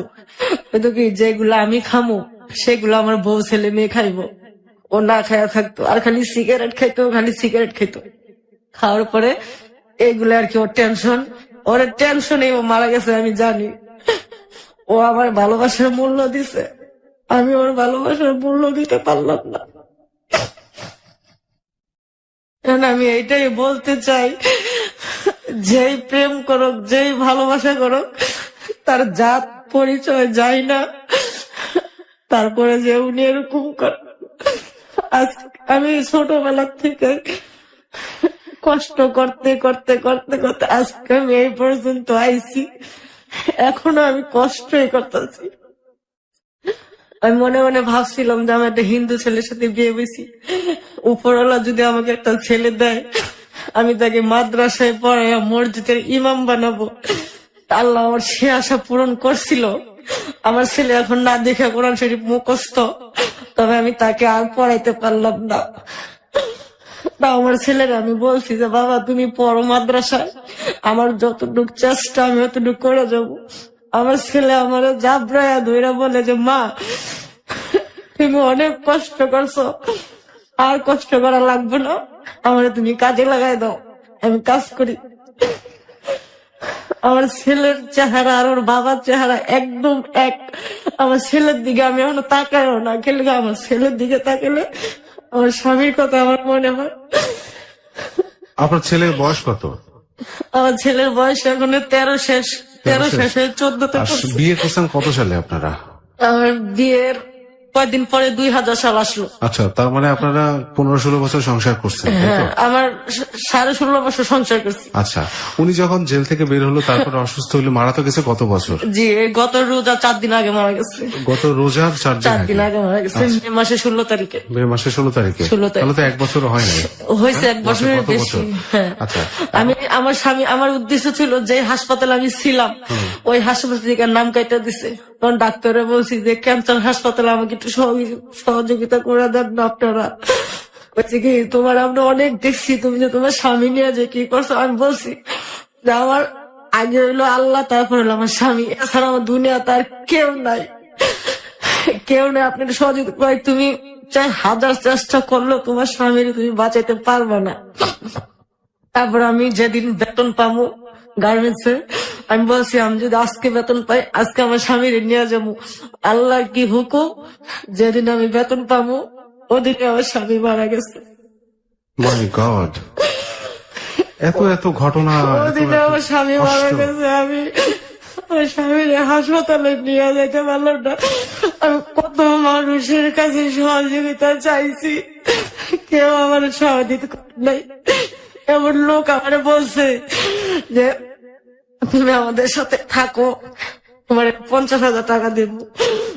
এমন লোকে বলছে যে তুমি আমাদের সাথে সময় কাটাও, তোমার 20,000 টাকা দেব। এই যে মানুষ টিভিতে দেখায়, অমুকে দেখায়, অমুক জায়গায় দেখায় যে গরিব মানুষের পাশে মানুষ দাঁড়ায়। আমার মানে আমার ধারণা হলো যে এই কথাটা ভুল, একবারে ভুল। মানুষ স্বার্থের কারণে কারো কিছু করে না। আমার জামাই আমার ভালোবাসার মূল্য দিচ্ছে, আমি আমার স্বামীর ভালোবাসার মূল্য দিতে পারলাম না। আমি ভালোবাসার মূল্য বাকি জীবন আমি এইভাবে কাটাই। নাসিমা একটু শান্ত হন, আমরা একটা ব্রেক নেব এখন, একটু শান্ত হন, তারপর আমরা ফিরে আসবো। বিরতি নেওয়ার সময় হয়ে গেছে। প্রিয় শ্রোতা, ওর একটা কথার জের ধরে আমি বলছি, অনেককেই আমি বলতে শুনেছি যে যখন মানুষ আসলে একেবারেই ছন্ন ছাড়া হয়, ওর কাছে আর কিছুই থাকে না ধরে বাঁচার মতো, তখন কিন্তু অনেক কিছু উপলব্ধি করে যেটা হয়তো আমরা সাধারণ অবস্থা উপলব্ধি করি না। যেমন আমার মনের কথা আমি কাউরে বলতে পারি না। আপনার মনের কথা শুনছে সবাই। প্রিয় শ্রোতা, ও উপলব্ধি করেছে যে মানুষ আসলে তার স্বার্থের প্রয়োজনেই হয়তো মানুষকে সাহায্য করে, এছাড়া আর কিছুই না। হয়তো বা এই উপলব্ধি হয়তো ওর মতো আরো অনেকেরই আছেন। যাই হোক, ছোট একটা বিরতি নিচ্ছি আমরা এই মুহূর্তে, এবং তারপরে ফিরে আসছে আবারও নাসিমাকে নিয়ে। এখনো শেষ হয়নি জীবনের গল্প, এখনো শুনবো মানুষের আমরা। পোশাকের আড়ালে যে কত কিছু লুকায় থাকে, যে যার সাথে না চলে তখন মানুষ বলা যায় না। ওকে, ছোট একটা বিরতি নিচ্ছি আমরা, সাথে থাকুন। হ্যালো 8920 জীবনের গল্প। প্রিয় শ্রোতা, আজকে শেষবারের মতো আপনাদেরকে স্বাগত জানাচ্ছি হ্যালো 8920 জীবনের গল্পে। আর যে সেতু আছে আপনার সাথে, এবং শুনছেন নাসিমার জীবনের গল্প। আমরা যেখানে বিরতি নিয়েছিলাম, কান্নায় ভগ্ন একটা মানুষ এখনো কাঁদছেও, আমরা ওর কান্নার শব্দ পাচ্ছি, আমি পাচ্ছি স্টুডিওতে, আমি জানি না আপনারা পাচ্ছেন কিনা। একেবারে শুরু থেকে ওর জীবনটা কিন্তু কান্নার ছিল, এখনো পর্যন্ত কান্নার। এই কান্নার জীবনটা থেকেও বের হয়ে আসুক। যাই হোক, এটা আমরা, আমার মতো আপনারা সবাই চান, আমি জানি। যাই হোক, আমার শুভকামনা এবং আপনাদের দোয়া ওর সাথে থাকবে, আমি জানি। কিন্তু এখনো গল্পটা শেষ হয়নি, আমরা শুনবো। ওর ছেলের কথা বলছিল, এবং ও বারবার একটা কথা বলছে যে আমার স্বামী আমাকে মূল্য দিয়েছে তার ভালোবাসার, বাট আমি পারিনি। কিন্তু কেন কেন বলছেন আপনি? আমার স্বামী আমার ভালোবাসার মূল্য দিচ্ছে, কারণ ওনার বাবা মা যখন জানছে যে মুসলমান মেয়ে বিয়ে করছে, তখন ওনাকে টাকা দিছিল, পাসপোর্ট করে দিছে, উনি যেন ইন্ডিয়া চলে যায়। উনি ওই টাকাগুলো নিয়ে এখানে আইছে, এখানে আইসা আমার নিয়ে সুন্দরভাবে রয়েছে, খাইছে, চলাফেরা করছে। অথচ আমার স্বামীর এত বড় একটা অসুখ হইলো, কোন মানুষ আমার স্বামীর পাশে আইসা দাঁড়ায় নাই। যে ছেলেটা হিন্দু ছিল কিংবা আমাদের ধর্ম আইসা পড়ছে, আমাদের সমাজের উচিত ছিল যে একটা হিন্দু ছেলে, ওর বাড়ি ঘরে কিন্তু ভালো সম্পদ, অনেক বড় লোকের ছেলে, ও আজকে বিনা চিকিৎসায় এইভাবে মারা যাইব, আমি এটা কল্পনাও করতে পারি না। মানে আমার এই ধরনের কোন চিন্তা ভাবনা আসলেই মানে আমার কেমন যে লাগে, আল্লাহ ছাড়া কেউ জানে না। তখন আমি কাজও করি না, আমি এদিক সেদিক খালি রাস্তা দিয়ে হাঁটতে থাকি, ওদিকে যাই ওদিক। আমি যখন রাত্রে শুয়ে যখন কান্দি, মানে ওনার স্মৃতিগুলা যখন আমার মনে হয়, আমার ছেলে তখন আমার চোখের পানি মোছাই দেওয়া হয় কি, মা আব্বা নাই দেখে কি আমি আছি, আমি তোমার বড় হয়ে কোনো কষ্ট দিব না মা, তুমি কাঁদবে না মা। আমার ছেলে এগুলা বলে। আমার কষ্ট একটাই, আমার স্বামীর পাশে আমার পাশে কেউ দাঁড়াইলো না, কেউ না। আমি সত্যি কথা কি বলবো, লজ্জা রেখে লাভ নাই। আমি মানুষের কাছে হাতও পাচ্ছি, কেউ আমারে 10 টাকা দিছে, কেউ আমারে 5 টাকা দিছে, কেউ আমারে 100 টাকাও দিছে। অথচ যখন আমার স্বামী, আমি তাকে একটু কিচ্ছু আইনা খাওয়াইতেও পারি নাই, ডেলে ডেলে মরিচ ভর্তা করে ভাত খাওয়াইছি, ওইগুলো তাও খায় নাই। মানুষের ঘরে থেকে একটু তরকারি চাই না দিছি, কয় তুমি খাও, সারাদিন তুমি কাজ করে এসো, তুমি খাও, আমার খাওয়া লাগবো না। ওই ছেলেরে তারপরে এই অবস্থায় সে কাজে গেছে, এই অবস্থায় সে কাজ করতে পারলে একটু ভালো মুরগি টুরগি আনছে, আমার ছেলেরে খাওয়াইছে, আমারে খাওয়াইছে। মানে আমার স্বামীর স্মৃতিগুলো আমি ভুলতেই পারি না। আমার যখন আমার স্বামী একবারে খুবই অসুস্থ, তখন আমি আল্লাহর কাছে বলছি যে আল্লাহ, যদি তুমি আমার স্বামীরে নিয়ে যাও, তাহলে আমার ছেলেরা আমারও নিয়ে যায় ওর সাথে, যেন কারোর জন্য যেন কেউ কান্দার লোক না থাকে, কেউ যেন না থাকে। ও মানুষের গায়ে কি ছেলে এলো নিষ্পাপ, তুই ছেলের এলে মুরগিকে লিগা, আমি কই না, কারণ ও তো ময়রা বাচ্চা দিতেছে, ও কষ্ট নিয়ে মরছে আমি জানি। কে লিগা? ও আমার ভালোবাসে বিয়ে করছে, একটা কাপড় দিতে পারে নাই, একটু তেল দিতে পারে নাই, সাবান দিতে পারে নাই, ঘর ভাড়া দিতে পারে নাই, ছেলে নিজেও কোনোদিন একটা নতুন শার্ট প্যান্ট কিনতে পারে নাই, স্যান্ডেল কিনতে ঘুরছে, তারপর ভালো মন্দ জিনিস একটা খাইতে পারে নাই। মানে ও খুব এই টেনশনে আমার মনে হয় যে ও মারা গেছে। আর আরেকটা কথা সবার কাছে কই, মানুষ যত দুঃখে থাকবে আপনারা সবাই তার পাশে আগায় আসবেন। আমার কথা আমি বলতেছি না, আমার জীবন তো শেষই। আমি আর অন্য কোন ছেলেদের সাথে আমার জীবন জড়াবো না। আমি এইভাবে আমার স্বামীর ভালোবাসার দাম দিয়ে যাব বাকি জীবন, যতদিন আল্লাহ আমার বাঁচায় রাখবো আমি এইভাবেই থাকবো। আমার ছেলের জন্য আপনারা সবাই দোয়া করবেন যেন আমার ছেলেটা ভালো হয়, মানুষের মতো যেন মানুষ হয়। আরেকটা কথা, বাবা মার সম্পদ কিন্তু তার সন্তানে পায়, পায় না? পায়। অথচ আমার শ্বশুর বাড়ি আমার ছেলের তার বাবা সম্পদ দিব না। যদি আপনারা পারেন আমার ছেলের সম্পদ আমার ছেলের নিয়ে দিন, এতটুকু সহযোগিতা আপনারা আমাকে করেন। আমি আমার সুখের জন্য বলতেছি না, আমার ছেলের সুখের জন্য বলতেছি, যেন তার বাবার বিটাটা সে পায়, নাইলে তার কিছুই নাই। আপনারা এখন আছেন কোথায় এবং আপনি কি সে গার্মেন্টস এর কাজ করতেছেন? জি, আমি এখন গার্মেন্টস। আর আপনার বোনদের সাথে ভাইদের সাথে কোথাও কোনো আমার সে বড় connection নাই? বোনটা মারা গেছে। বড় বোনটাও মারা গেছে? জি, সে বড় বোনটা মারা গেছে। আর আমার বড় ভাই লালবাগ থাকে, কামরাঙ্গীরচর। আমি আর আমার ছেলে এখানে থাকি। আমার ছেলে বর্তমানে একটা জ্বালাইয়ের কাজ করে ওইখানে। এবং ওকে পড়াশোনা করাচ্ছেন? না, পড়াশোনা ছাইরা দিছে তো। ছেড়ে দিছে? জি, মাদ্রাসায় কোরআনের হাফেজ না দেখা কোরআন শরীফ মুখস্থ ছিল, বলতে পারে। এখন আর কি পাগড়ি নিত। এরকম টাইম ওর বাবা মারা গেছে। তখন আমার ছেলের আমি তাও বলছি যে বাবা আমি গার্মেন্টস চাকরি, আমি তোমার এই আশাটা পূরণ করবো, তুমি যাও। আমার ছেলে দেখে যে আমি রাত্রে যাই, সকালবেলা আসি, 3,500 টাকা ঘর ভাড়া, মাদ্রাসার বেতন 2,000 টাকা। তারপরে আমার এমনি আমি খরচ আছে। আমার ছেলে কথা, মা পরীক্ষার ফিস আছে 300 টাকা করে। মা তুমি তো পারবা না, আমি কাজে ঢুকে যাই, তুমি যতটুকু চেষ্টা করার চেষ্টা তো করছোই, আল্লাহ তো দেখছে। গার্মেন্টস এ কত বেতন পান আপনি? আমার গার্মেন্টসে 7,500 টাকা বেতন। আচ্ছা। আর যদি ওভার টাইম করি তাহলে 8,000-9,000 টাকা পড়ে। 8,000-9,000 টাকা পড়লে মানে একদম খাইয়া খুইয়া সমান সমান। আচ্ছা। এটাই আর কি, আর কোনো কিছু না। আমার ছেলে বলতেছে যে মা আমি কাজ করি, আমার পড়ালেখা লাগবো না, আল্লাহ আমার ভাগ্যে লেখে নাই, ঠিক আছে আমি কাজ করি, তুমি আমার বাধা দিও না। তবে আমি আমার ছেলের দিকে মানে তাকাইতে পারি না। আমার জন্য আমার ছেলের জীবনটা নষ্ট, আমার জন্য আমার স্বামীরা সারা পৃথিবী ছাইরা গেল গা। আপনাদের কাছে এতটুকু অনুরোধ, আমার ছেলের যেন তার বাবার সম্পদটা যেন ফিরা পায়, এতটুকু ব্যবস্থা আপনারা করে দিন। ওরাও স্বীকার যাইতেছে যে সম্পদ পাইবো না। আচ্ছা, ওরা কি বলছে, দিবে না? না, ওরা বলছে যে ও নাকি সম্পত্তি বিক্রি করে গেছে। তো ও যদি বিক্রি করে যেত তো ওকে আমাদেরকে কোনোদিন বলতো না। না, এখন যদি আমরা দেশে যেতে চাই, আমাকে দেশে যাইতে না করে, আচ্ছা, হুমকি দেয়। তারপরে যদি ফোন দেয়, ফোনও ধরে না। এই ফোন ধরে না। তারপরে 3-4 বার ফোন দেওয়ার পরে ধরছে। আমার ছেলে ফোনে বলছে যে কাকা আমার একটা কাজ জোগাড় করে দেন না, তো এই নাম্বার আর কখনোই ফোন দিবা না, এটা বইলা রেখে দিচ্ছে। আচ্ছা, এটা তো না বলে অন্তত এতটুকু বলতে পারতো সে একটা কাজ চাইছিল। আচ্ছা, এটা তো সাধারণ একটা মানবিকতা।